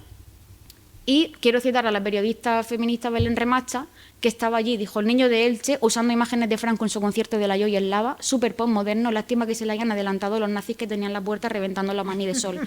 Mientras tanto dentro estaban disfrazados del Ku Klux Klan. Es que es una puta barbaridad. Y quiero demostrar cómo, por antagonismo, sin embargo, el pueblo gitano, en este caso Curro Albaicín, lo que puede decir de Fuerza Nueva es que les pegaron un tiro por recitar a Lorca. Los de Fuerza Nueva. Y entonces aquí ya quiero mostrar, para terminar, cómo el grupo Fuerza Nueva robó de un grupo andaluz el logo, y cuando se le señaló, el Niño de Elche lo que dijo fue que robar a los indios del sur no es robar. Y entonces salió este dibujo, Indios del Sur contra el racismo, de la mano de las declaraciones habituales de Niño de Elche, en este caso sobre la campaña de Silvia Agüero, que dice: he leído una campaña que dice pretendemos gitanizar el mundo. En serio, gitanos del mundo, preocuparse en ser gitanos y no en gitanizar. Todo este tipo de cosas que van diciendo. En fin, quiero terminar ya con el posicionamiento de Dolores Agujetas, que dice: a mí me da coraje que me llamen flamenca, yo canto gitano y soy gitana, y con este frame del documental de la Agujeta, donde muestran el estudio que dice cante gitano y baile gitano. ¿Qué quiero decir con esto? Que nos quedemos con las voces gitanas, con cómo se narra un gitano, y que para desfolclorizar dejemos que hablen los gitanos y prestemos atención a todos los hilos invisibles que tienen estas personas, porque es muy difícil pillarles como racistas por una cosa sola, tienen el suficiente cuidado. Pero ahora mismo lo que están haciendo es empezar a citarnos a nosotras para que parezca que son ellos los que nos han descubierto y que la crítica no les parece tan profunda. Están empezando a citar a Miguel Ángel Vargas, a Silvia Agüero, a Pastora, a Iván Periáñez, a mí, el sinvergüenza que vino ayer a leer de parte de Pedro G. Romero con esa performance. Pero tú, ¿quién eres en un día que se está hablando de memoria del pueblo gitano? Es que no hay por dónde... Quedaros con las voces gitanas y espero que para desfolclorizar nos escuchéis a nosotros y nos llaméis a nosotros. Muchas gracias.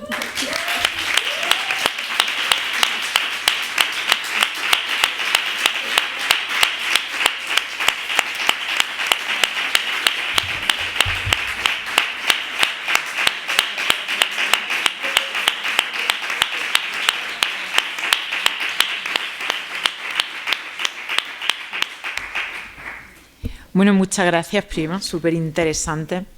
Una pena que tengamos que seguir enunciándonos desde el antagonismo. Me ha gustado mucho. Enhorabuena, soy muy provocador. Esto es la democracia es incómoda, ¿eh? Y la escucha es así de incómoda. Esto es lo que tiene escucharse.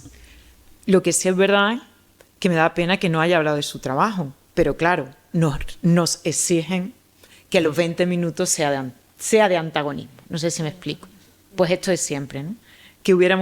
Por eso me gustó tanto la frase de ella que siempre cito. Dice que hubiera sido Papucha si no tuviera que haber escrito de esto. Porque a mí me hace pensar a qué me dedicaría yo, ¿no? Yo sería actriz de teatro y profesor de filosofía, seguro, y no tendría yo que estar denunciando el racismo en tribunales y haciendo estas cosas, ¿no? ¿A qué me dedicaría yo si no existiera el racismo? Pues nada, me hubiera gustado que ella hubiera hablado más de su trabajo y no de esto, pero las circunstancias obligan. Ahora tenemos un ratito de debate, ¿no? ¿Hasta qué hora tenemos? Hasta que nos entre hambre, ¿no? Hasta que nos entre hambre, básicamente, hasta las 2 y casi media. Entonces, bueno, yo creo que el coloquio ha tenido bastantes chichas, creo que se han dicho cosas aquí que quedan para la posteridad y si tienen ustedes la palabra. Muchas gracias. La verdad me ha encantado la mesa, tenía muchas ganas de escucharos. Gracias por compartir vuestro trabajo. Tengo una pregunta que, bueno, es un poco sobre todo para Sandra, pero creo que podéis responderla todas o no sé cómo lo veréis. Bueno, a pesar de lo que dice Noelia, que totalmente, ¿no? Como que hubiera sido de Papusa si no tuviera que haberse dedicado a denunciar el holocausto, de Cella estoica, si todo su trabajo no fuera a insistir, esto ha pasado, ¿no?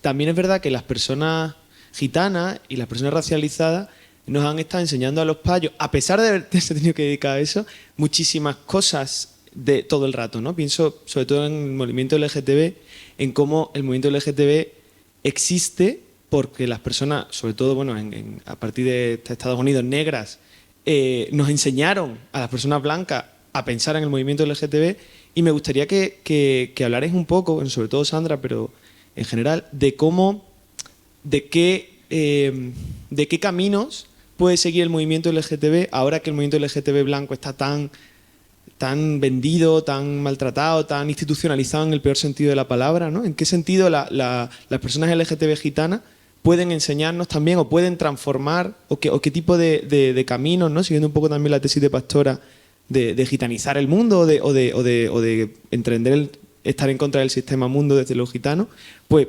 no sé, ¿qué tipo de apreciaciones veis desde ahí? Muchas gracias. A ver, aquí, ¿se escucha? ¿Sí? Ahora. A ver, entiendo tu pregunta, es verdad que yo siempre hablo, a mí cuando me llaman siempre me dicen, la gitana que rompe los estereotipos, gitana lesbiana. Y yo digo, yo estoy ya cansada de romper estereotipos, porque los estereotipos yo no los he creado, sin embargo estoy constantemente rompiéndolos. ¿Cuándo se van a romper? ¿Cuándo se van a romper? Cuando lo rompáis vosotros. Yo no tengo que seguir rompiendo lo que ha dicho, por ejemplo, ¿no? Siempre desde el antagonismo. Yo siempre invito a que compartáis espacios con personas gitanas, porque dentro del pueblo gitano hay muchísima diversidad. Esto es una pequeña muestra, de verdad, pero dentro del pueblo gitano, o sea, lo que más caracteriza para mí al pueblo gitano es la diversidad. Es verdad que las personas gitanas LGBT nos sentimos mucho más cómodas en espacios LGBT donde hay personas racializadas, tanto LGBT como no LGBT, ¿no? Por el hecho de tener que estar siempre pues, defendiéndonos, explicando, enseñando. Es algo que ya, yo creo que como lo hacemos de manera inconsciente, ¿no? De decir, oye, tenéis que hacer esto, ¿no? Oye, esto no se ha hecho. Oye, invitad ya a Iván y no a Pedro, ¿no? O sea, hacer ya esto. O sea, yo creo que no paramos de decir lo que necesitamos, ¿no? En el movimiento LGBT, a mí me gustaría destacar, por ejemplo, la figura de la tía Miriam Amaya, porque es una mujer gitana trans de la época de la Veneno. Nosotras en Altramuz hicimos un libro, publicamos un libro que se llama Orgullo, y a mí se me ocurrió llamar a Miriam y decirle, Miriam, yo quiero ser como la Valeria Vargas con la Veneno. Tú me cuentas un poquito tu vida y yo pues la escribo contigo, ¿no?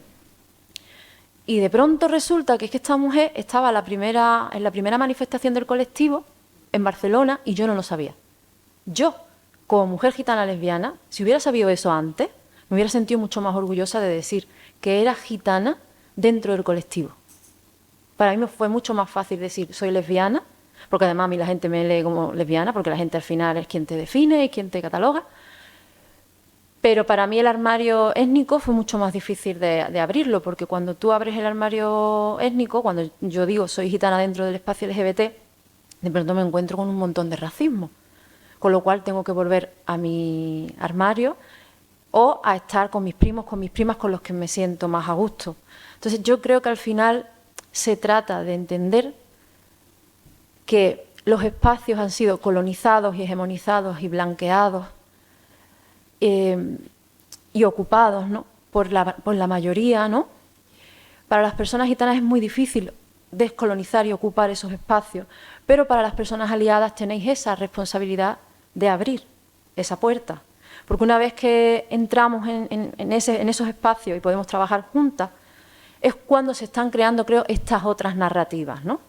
Porque yo ahora me voy a mi casa y personas como vosotras vais a decir, pues existe este libro, pues ha hablado sobre esto, pues me ha interesado esto, pues me ha tocado esto, pues esto me está picando un poquito y quizás por algo, ¿no? Que creo que es lo que hay que hacer, creo que ese es ir por el buen camino, ¿no? Entonces yo no sé si con esto te estoy respondiendo, ¿no? Pero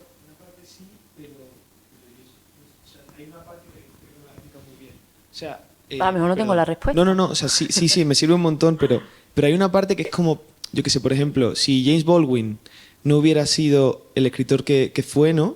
Si James Baldwin, siendo negro, no hubiera escrito desde esa visión de la homosexualidad, yo entendería peor mi homosexualidad como hombre blanco. Vale. Entonces siento que las personas LGTB gitanas no solo plantean, he tenido conversaciones a lo mejor con algún amigo alguna vez, pero no solo plantean un modo de quiero estar aquí y sufro racismo en ese sentido, sino también plantean formas nuevas de vivir la sexualidad o de plantear la sexualidad que las personas blancas no estamos considerando. Pero no sé si lo hacen desde una manera consciente, porque yo, por ejemplo, a mí me preguntan mucho sobre esas cosas y yo digo, es que no lo sé, esta es mi... Claro, yo vivo y esta es mi manera, y a mí, por ejemplo, hace poco me preguntaba una mujer, ¿y cómo integraríais la defensa feminista, ¿no?, el tema este de clases de defensa, las mujeres gitanas? Digo, mira, a mí mi abuela me decía, ya tú cuando salgas te metes un puñado de sal en el bolsillo por si se lo tiene que echar alguien en los ojos. Pues a lo mejor eso es una estrategia, pero yo no lo sé. O sea, porque yo he vivido así, es mi vida. Entonces, yo creo que al final hay que dejar de hablar y mencionarnos siempre como la otredad, ¿no? Y de preguntarnos cómo lo hacéis vosotras, como simplemente convivir. Porque yo creo que conviviendo es como al final tú recoges esos recursos, esas herramientas, y yo recojo las tuyas. Y se crean además herramientas nuevas, que es lo que yo creo que hay que hacer, ¿no? Ese sería no sé, esa sería mi respuesta. Yo lo que hago con la editorial, para mí de verdad la herramienta más potente es la cultura. Para mí es la más potente. Entonces, para mí, haber publicado la existencia lesbiana de las mujeres romaní es un acto político. Y ese es mi herramienta para ti. Toma, aquí está Vera Kurtik, que es una mujer de Serbia, que es una mujer romaní y que es lesbiana. Y que ha escrito el único ensayo sobre la realidad y visibilidad de las mujeres lesbianas gitanas.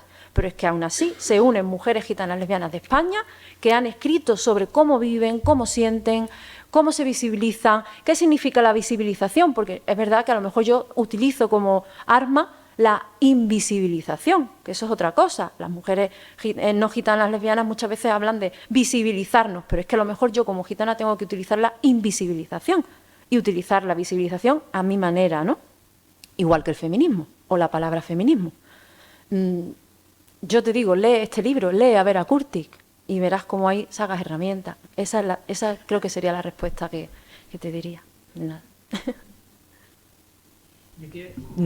Sandra, algo que no has dicho y que creo que viene a colación de la pregunta es las redes de solidaridad y de apoyo mutuo que hay entre la comunidad LGTBI romaní, sí, ¿no? Porque el pueblo gitano es muy heterogéneo y hay familias que abrazan a sus hijos y lo acogen estupendamente aunque sean gays o lesbianas, y otras que les cuesta más, ¿no? Ese es el ejemplo, por ejemplo, de la tía Miriam, mujer gitana trans que habla de su familia. Y es como toda la narrativa totalmente contraria a lo que parece que pasa siempre dentro de las familias Claro. gitanas, ¿no?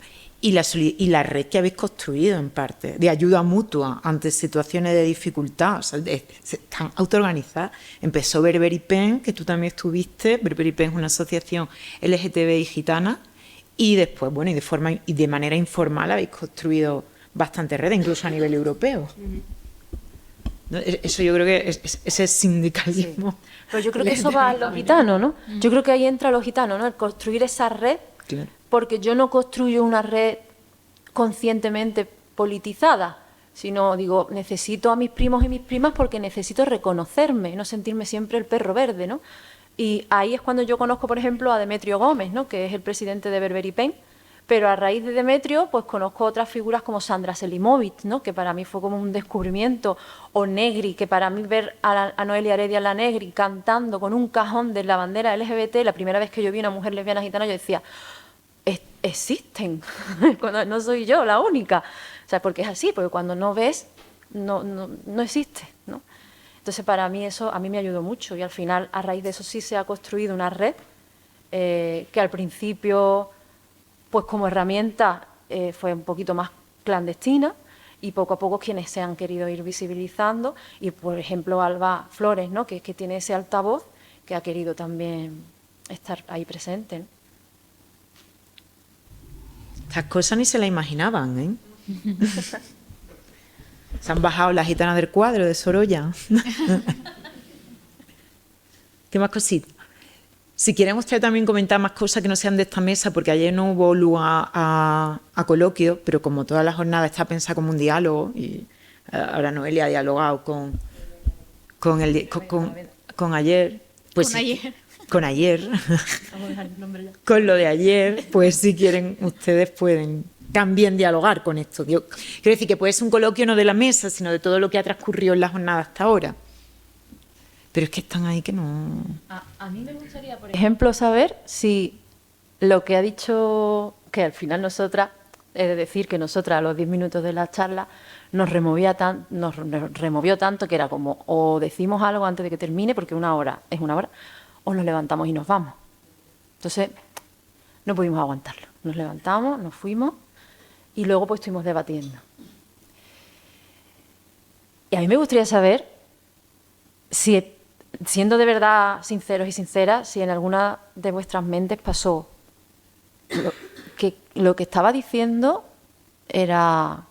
¿Cómo era? ¿Era verdad? ¿Era mentira? No, ¿es justo? ¿Injusto? No sé. Eso, por ejemplo, a mí me gustaría saber si alguna mente entre vosotros y vosotras pensó o lo que ha dicho ahora Noelia os ha sorprendido y habéis caído ahora justo en ostras, pues no me había yo cuestionado o planteado esto.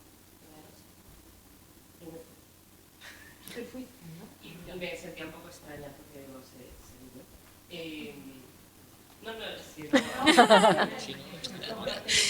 Pues eso, me sentía extraña. Está bien, claro, pero es que está bien saber esto. Sí, bueno, a tu pregunta, sí, a mí me pasó. ¿Pero Y por qué? ¿Puede explicar por qué? En plan, Es que es que yo también, bueno, me sabe un poco mal porque, bueno, que aquí hay esfuerzo y que, bueno, yo qué sé, ¿no? Pero bueno, si me puedo mojar, pues básicamente, primero, ¿eh? ¿Puedo? Claro. Vale, pues es que como me lancé yo ya, vamos, acabo hablando de cualquier manera y... Ella va a moderar la mesa. Primero me quedé un poco a cuadros, como de ya la forma de performar, no entendía nada. O sea, hubo un momento cuando lo del... Esto que se puso en la cabeza... O sea, primero me alejaba del texto. Y no es que cuando entrara en el texto me sintiera mejor, pero... o sea, me parecía una cosa como... No sé, me pareció muy desubicado, la verdad. O sea, para lo que se estaba hablando y para las cosas que se están hablando y para la relevancia de las cosas que se están hablando, creo que era un poco, bueno, pues anteponer, ¿no?, este lucimiento extraño al final una cuestión política. Y también es que no, o sea, me sentí muy extraña, es que no entendía nada, Digo, o sea, me parecía, no sé. Y me fui porque digo, bueno, pues es que no lo voy a entender aunque me quede hasta el final, ¿sabes? No creo que haya algo al final que diga, era esto, ¿no? O sea, me pareció como una cosa igual, distante, fascinada, pero lejana, o sea, como, ¿no? De lo que hablaba, o sea, que no tocaba, no sé, no entendía la relación con la realidad. Es que bueno, no sé si paro, pero vamos, es que me sentía absolutamente, o sea, ¿qué está pasando? No sé, como, digo, seré yo que no entiendo No, hija, esta. todos los gitanos lo piensan de toda la vida. O sea que no. Sí, lo pensé también, vamos, yo creo que, no sé. Que al final creo que también está un poco bien hacer una suerte de autocrítica, ¿no? Supongo, tampoco sabes nunca lo que vas a ver cuando Es que programas. si no pasa esto que está pasando ahora, Claro. ¿para qué sirven estas jornadas? Claro. Y al final a veces cuando programas tampoco sabes lo que vas a ver y al final estas cosas pasan y es complicado.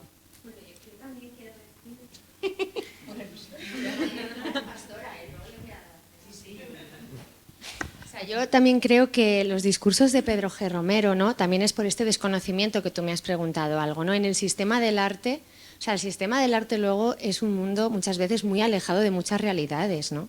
Por eso esa es mi autocrítica total y por eso la voz es vuestra. Pero es cierto que Pedro G. introduce cosas que hay mucho desconocimiento para el resto respecto al mundo gitano. Y es importantísimo todo lo que estáis diciendo para percibir todo eso realmente, ¿no? O sea, yo he hecho esta introducción como de la historia y dices, es que es esta la percepción que tenemos, imagínate, de Pedro G. No teníamos otra. Entonces es estupendo poder escucharlas para cuestionarlas, para pensar, sí, no, es por esto. Y yo creo, y vuelvo por lo que me toca, ¿no? Como a los museos, que deben ser lugares de acogida, por eso lo llamamos de baja institucionalidad este museo, que nadie te pregunta de dónde vienes, que no tienes que pasar el bolso por ningún detector, pero también tienen que ser lugares de conflicto, de pensamiento y de autocrítica. O sea, que lo que estás diciendo es estupendo, que tengas la voz para decirlo y las que lo pensáis también. ¿Qué va a pasar si ya me conocéis todos? No pasa Sí, bueno, nada. yo tengo que decir que yo te mandé una carta cuando me enteré que iba a estar Pedro G, que me achicharré por dentro. Y le mandé una carta explicándole así en mi gallito, porque vamos, que no la culpaba en absoluto, pero para que entendieran por si existía la posibilidad de que al final no viniera, ya era tarde. Pero ella me dio siempre luz verde para decir todo esto, encantadísima, y me agradeció que se lo contara. Que hay que Bueno, y me decirlo. encantó la carta porque yo había cosas que no entendía y que nadie me había explicado antes. Entonces, te lo agradecí mucho y estoy contentísima de que todo el mundo tenga una libertad, como la que yo he puesto sin la D, para expresarse. O sea, que es que gracias por hacerlo visible también. Yo creo que eso es crecer y aprender, pero bueno, que yo no tengo la razón, que habrá... Así que gracias. Solo por mi parte. Ahora que hable Pastora. Por alusiones, ya, ¿de abogada de quién? No, claro, yo estoy en mitad de este diálogo, o sea, esto que ha contado ella ya eran debates previos, ¿no? Ya se habían escrito y habían...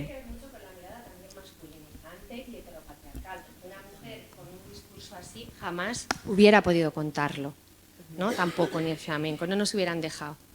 Las mujeres nos cuesta muchísimo en muchos sitios. Entiendo todavía sumado a lo gitano, pero vamos, que a nosotras también nos cuesta. Claro, para poneros en contexto de qué se está discutiendo aquí, porque alguna gente dirá, pero ¿cuál es el lío este, ¿no? ¿Qué es lo que pasa? Claro, Tania, que es la persona que abre la pregunta que da lugar a esta jornada, oye, porque creo que tenemos una deuda desde el mundo del arte, ¿no? Y de los museos con el pueblo gitano, porque la representación es totalmente estereotipada y esto está muy lejos de la realidad social. Ella tiene contacto con personas gitanas y dice, esto no se parece a lo que yo he estudiado en los cuadros, ¿no? O lo que yo he visto en los cuadros. Ella se plantea eso. Claro, una de las cuestiones por la que ella llega aquí, a este planteamiento, es a través del trabajo de Pedro G. Romero, que es quien lleva el tema gitano y flamenco dentro de los museos. Mejor que peor, o sea, muchas personas del mundo del arte, cuando ven la exposición de Elios Gómez, la primera vez que están viendo ilustraciones hechas por un gitano en un museo, ¿no? O cuando ven a Escudero, es la primera vez que están viendo un gitano en un museo. Y cuando él problematiza con más o menos acierto todas estas cuestiones, es la primera vez que se están acercando a un debate, ¿no? Gente del mundo del arte contemporáneo, del pensamiento y demás. ¿Qué dicen los gitanos y las gitanas? ¿Qué te están diciendo ahora? Oye, hay que ver que tiene que venir un gacho a hablar de estas cosas y es un poco la intervención que yo he tenido antes, ¿no? Al final, el hijo rebelde de la burguesía, que Pedro no es hijo de la burguesía, pero el hijo rebelde, el payo rebelde, gitanófilo es al que escucháis y no a todos los gitanos que llevamos hablando de estas cosas un montón de tiempo. Y esa es la crítica que está haciendo ella. Bueno, esa y que creo que es muy racista él. Claro, y aparte ella tiene, y ella lo ha acreditado aquí, que está muy bien, que lo ha hecho con pruebas, ella como fue una buena abogada, ha acreditado el por qué ella piensa que el trabajo de Pedro G está estereotipando a los gitanos. Tanto por lo como puede plantear la cuestión, como el apoyo intelectual que ha dado a voces como me sumo al impresentable del niño de Elche, ¿no? Que a mí lo que sí me pesa, o sea, ¿más o menos han entendido ustedes el debate? ¿No? Claro, a Tania dice, es que yo si no veo el trabajo de Pedro G no me entero de esto. Y es real. Primero, y ella dice, sobre todo porque es que es un hombre y llega a estos espacios de poder y de pensamiento, ¿no? A mí lo que sí me duele, aquí ya, y esta ya es mi opinión, ahora sitúo el debate, es que tengamos que estar hablando del niño de Elche, sinceramente. O sea, que en una mesa de creadoras gitanas, o sea, yo te entiendo a ti perfectamente, pero que 15 minutos sea para hablar de un mamarracho, ¿no? Sí, pero es que si no lo decimos Claro, van a hacer esta este es el jornada debate, y lo van a claro. llamar ahí. Este debate, que ahora mismo lo estamos teniendo con el niño de Elche, sí o no, es el debate actual sobre cómo enfrentamos a los discursos fascistas o no. ¿No? Es el discurso de, ahora mismo no sé si estáis en el debate, de salirnos o no de Twitter, de X actualmente. No sé si alguien está en este debate ahora mismo. La red social Twitter, ahora X, pues es de este señor Elon Musk que apoya la campaña de Donald Trump, que está dando una visibilidad tremenda a todo el discurso de odio y de la ultraderecha del mundo. No sé si alguien está en esta red social, soy gente de bien, no estáis, no. Y entonces el debate de mucha gente de izquierda, que está, o de izquierda incluso socialdemócrata, ¿no? Que está en esa red social, el debate, ¿nos quedamos aquí a pelear contra el discurso de la ultraderecha o salimos y hacemos otra red social y otro mundo nuevo? Este debate no es nuevo, o sea, ¿cómo se dialoga con esto? Porque si al darle al debate, o sea, este tipo es un provocador, que con más allá del valor que pueda tener su creación, haya tenido su creación artística, hace un grupo que se llama Fuerza Nueva. Eso ya cuanto menos te pones en una situación delicada donde eres merecedor de una crítica. Porque además le estás buscando tirarle de la lengua a las Noelias Cortés. Eso es así. Y además, Sí, dicho pero el abiertamente. fundador del grupo es Pedro G. Romero, por eso lo he Claro, sacado. entonces. Porque no lo veo como invitado de honor en algo así y me callo, es que no me Claro. puedo callar. Este tipo, después de todo el debate del flamenco cante gitano, pues él te hace un disco ahora mismo que acaba de estrenar que se llama Cante Gitano, ¿no? Y Pedro G. le escribe la contraportada del disco. Esto es polémico. Sobre todo porque este tipo de personaje ha tomado su voz pública en lugar de papelear contra el enemigo, que es un hombre de izquierda, que podría hacerlo. En lugar de señalar al fuente del poder, su debate, su crítica es a Silvia Agüero con el blog de Pretendemos Gitanizar el Mundo, a las cosas que escribe Noelia Cortés, alguna vez las cosas que hayamos podido... O sea, su voz pública se dirige hacia la gente que lo tiene más difícil, para impugnar nuestros planteamientos, porque nosotras estamos muy cabreadas y algunas veces lo diremos mejor, otras veces peor, otras veces estaremos más acertados, no. Pero lo que hacemos desde el dolor, con más o menos acierto, este tipo de voces viene, que tienen mucha repercusión pública, viene y te hace el disco de Fuerza Nueva y se viste de Ku Klux Klan, ¿no? Bueno, en fin, que además esto ya está hecho, si además ni siquiera es innovador ni transgresor, ¿no? Ahora, ante esto, ¿qué hacemos? Ella ha decidido usar su tiempo y su público y su voz para impugnar esto. Yo ya hace 4 años que no escribo sobre esto, lo decidí, porque tengo muchos fascistas que enfrentar para enfrentar a un Pamplina que, ¿no? Pero es un debate, ¿no? Y estas cosas están. Aldesa la hemos nombrado todas y voy a aprovechar antes de darle la palabra. Ella es activista, gitana, feminista, rumana y es parte también de la biblioteca feminista. Y DJ. Entonces Aldesa que fue la que echó la maldición en romano ayer en el teatro, ¿no? Porque ella habla romano. Muchas gracias, primas. Yo solo os quería pedir si podíamos, eso no, me parece súper importante, parar de hablar, de nombrar a todos estos hombres. Sí, pero el problema es que si no los nombramos siguen pensando que sí que nos conocen a nosotras y gracias a ellos. Sí, entonces, totalmente. Claro. Me parece súper interesante nombrarlos, pero ahora en la parte de debate, no, por ejemplo, supuesto, a mí no me gustaría, por ejemplo, saber más cómo es para ti como escritora joven gitana. ¿Cuáles son tus redes? ¿Cuál es tu comunidad? quién te apoya y quién no te apoya. Me gustaría saber, por ejemplo, más sobre ti y menos sobre Pedro G. Sí, bueno, que yo para mí, por ya- ejemplo, ayer, a ver, yo no sé española, español es una lengua que, que viene como tarde en mi vida, pero para mí fue muy fácil entender que es un texto escrito sin saber que el Pedro G o que la persona que ha hecho el texto ayer, fue muy fácil para mí entender que es un texto escrito de una perspectiva paya. Y yo me salí, es verdad, me salí súper pronto porque no entendía qué pasa. Y luego, hablando con las primas para enterarme un poco más, quién es la persona y por qué ese texto, ¿no? Y dejar a Pedro G, por favor. Vamos a dejarlo colgado del ojo como las sartenes. Sí, si quieres contar un poco, porque nos hemos conocido de muy poco Sí. tiempo y yo soy muy, muy curiosa de saber más. Pues mi comunidad, que no sabría decirte porque me siento siempre arropadísima por creadores gitanos, hombres, mujeres, da igual, de muchos ámbitos distintos. Yo, por ejemplo, contigo me sentí arropada también allí en la charlita que tuvimos en el Congreso de Antigitanismo de Género, en el barrio de La Mina. Precisamente, por ejemplo, esa asociación Voces Gitanas de allí de La Mina, que la lleva la Paqui Perona, es uno de los círculos donde más apoyo siento, pero es que también como en personas concretas, puntuales, el primo Iván Periáñez, por ejemplo, que lo he mostrado aquí como persona a la que llamar, yo flipo porque a mí me parece una persona súper sabia, a la que admiro y me siento súper pequeñita y una niña al lado suya, y sin embargo cuando él me llama para proponerme algo, yo le digo que sí, enseguida dice, ay, voy a contarle a mi mamá que Noelia Cortés me ha dicho que va a participar, ¿sabes? Es como, siempre siento ese tipo de apoyo, creo que todas vosotras también.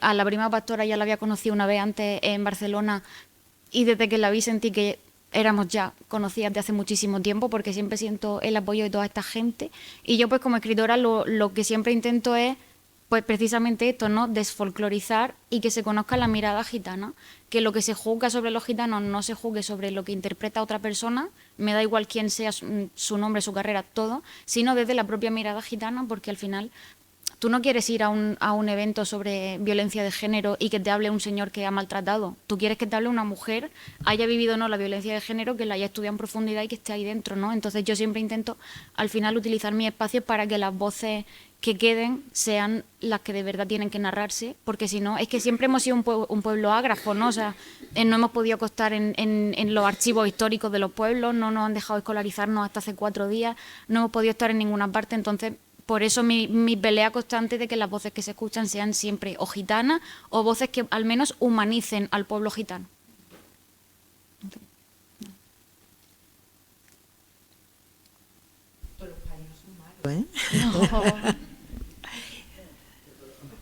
No. Y se puede, o sea, la propuesta que estamos diciendo de cómo utilizar el arte o vehículos como cualquier expresión artística para desestereotipar la mirada sobre los gitanos, y hay gente, paya incluso, que lo está haciendo. Esta tarde que vamos a tener la mesa de cine, hay un director gitano que está aquí, Pablo Vega, que ha llegado hace un ratito, pero también va a haber un director como Isaki Lacuesta, que desde mi humilde opinión ha sabido tratar en el cine la imagen gitana como creemos que hay que contextualizando la cuestión, ¿no? Y desde una finura y una... O sea, que no es que los payos lo hagan mal, sino... Para mí la clave, creo que es algo que has dicho tú, está aquí Alba muy callada, ha dicho y algo muy importante que me has dado más palabras para expresar algo que yo creo, que es si ponemos todo el peso en lo comportamental de los gitanos o miramos el contexto, ¿no? Para mí un test de cine o de cualquier expresión artística, igual que tenemos el test feminista de cuando una peli es feminista o cuando no, ay, esto lo podría decir yo esta tarde, no ahora, pero bueno, ya está. Es un poco lo que ella ha planteado, ¿no? La mirada está puesta, la mirada del problema que se está representando gitano es la persona gitana o se está mirando el contexto que rodea a la persona, ¿no? Lo comportamental o lo contextual, yo creo que tú lo has llamado institucional. Dependiendo, cualquier persona puede hablar de todas las realidades, la gitana incluida, pero ¿dónde vas a poner la mirada? ¿Cómo vas a representar Polígono Sur, las 3.000 viviendas de Sevilla? Sobre la idiosincrasia de quién la habita y el salvajismo, como la peli esta de Polígono Sur, bueno, el salvajismo, la fascinación por lo salvaje, o vas a contar el contexto de esa realidad. Donde pongas la mirada es lo que va a cambiar. Lo que va a cambiar las investigaciones académicas, lo que va a cambiar las políticas públicas, lo que va a cambiar la representación en el arte, más o menos va por ahí. No sé si ya aproveché, tú quieres decir algo, ya que te he nombrado yo. Sí, o sea, el problema no es que las personas payas escriban o crean sobre las personas gitanas. Eso se puede hacer, necesitamos aliados, porque al final las personas payas son las que tienen el acceso a los espacios, el que tiene acceso al poder. El problema es cuando se hace desde una forma estereotipada, cuando se hace utilizando la imagen del pueblo gitano para el beneficio propio sin contar con las personas gitanas. Porque esto está pasando de siempre las personas payas han sido las que han creado la narrativa sobre las personas gitanas, pero es que ya estamos cansadas, es que ya basta, es que igual hace 50 años no había personas gitanas que pudiesen crear por todo el racismo y la negación de acceso a esos espacios. Pero es que ya tenemos esos espacios, ya tenemos personas gitanas creadoras, tenemos personas gitanas expertas. Entonces, esas personas son las que tienen que tener la voz. No puede ser que a día de hoy, 2024, siga habiendo personajes que crean las narrativas gitanas sobre las personas gitanas desde una perspectiva racista. De una perspectiva que lo que hace es perpetuar la mirada y perpetuar el racismo que existe sobre las personas gitanas. Entonces, para mí es importante crear alianzas, pero que las personas payas que tengan el acceso a esos espacios lo abran, se den un pasito al lado y entren las personas gitanas. Para eso necesitamos crear alianzas. No necesitamos que una persona paya consulte con personas gitanas y diga esto está bien, esto está mal, porque al final el nombre va a ser el de la persona paya, Lo que necesitamos es esa alianza, esa hermandad entre el pueblo gitano y el pueblo payo, y los payos que tengan el acceso a los museos, que tengan el acceso a la academia, que tengan el acceso a la literatura, al arte. Digan, yo tengo este espacio, te lo doy, utilízalo como tú quieras. No puede ser que sigamos siendo los que estamos detrás del telón. Los que estamos detrás diciendo, esto está bien, esto está mal, mejor esto por aquí, no, porque esto es un poco racista. No, échate a un lado, que ya vengo yo. Y al final Goya para Exactamente, Exacto. exactamente. Entonces, que tenemos que tener alianzas, seguro. Que vosotros sois los que tenéis el poder, está claro. Echaros a un lado, que ya venimos. Ese va a ser mi mensaje. Bueno, estas jornadas están pensadas, sí. Sí, y es una forma de agradecer también, ¿no?, al museo que haya dado el espacio y que haya dado el espacio a Pastora para poder organizar y crear, porque eso es lo que estoy diciendo. Esto es un espacio público, es un espacio institucional que muy pocas veces podemos estar aquí hablando, porque muchas veces se nos representa desde una mirada paya. Entonces, para mí, el hecho de que una mujer, la directora del museo, haya llamado a Pastora, oye, Pastora, quiero hacer esto, y que Pastora haya traído a personas gitanas para hablar, para desfolclorizar lo gitano. Es importante y al final es agradecer, porque a nosotros nos falta tener estos espacios, porque nosotras nos juntamos, no es que nosotras no nos juntemos, nosotros hablamos, estamos en contacto, tenemos nuestras redes, pero lo que pasa es que no llegamos a lo público, porque ahí está la barrera del racismo, ahí estáis vosotros, que nos limitáis. No estoy diciendo tú, estoy diciendo en general. Entonces, para mí es importante que haya esa reflexión crítica, ¿no?, esa autorreflexión de decir, vale, yo me gusta lo gitano, yo quiero apoyar al pueblo gitano, ¿cómo lo hago?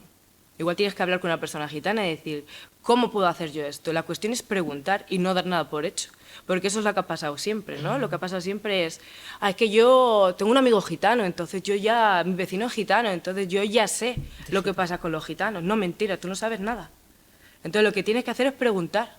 Y preguntar desde la humildad, porque muchas veces cuando ya llegamos a unos niveles que nos creemos que sabemos todo, unos niveles en los que lo que nos promueve es el egoísmo, entonces no vamos a aceptar otras críticas, no vamos a aceptar otras narrativas. Y eso es lo que hacemos nosotras. Nosotras nos juntamos con amor, nos juntamos con cariño y decir, prima, ¿cómo crecemos juntas? ¿Cómo podemos crear redes para combatir juntas? Porque individualmente no podemos, porque no tenemos ese poder, pero si venimos juntas es cuando vamos a intentar cambiar, cuando vamos a poder cambiar algún tipo de narrativa, cuando vamos a cambiar espacios, cuando vamos a gitanizar espacios. ¿no?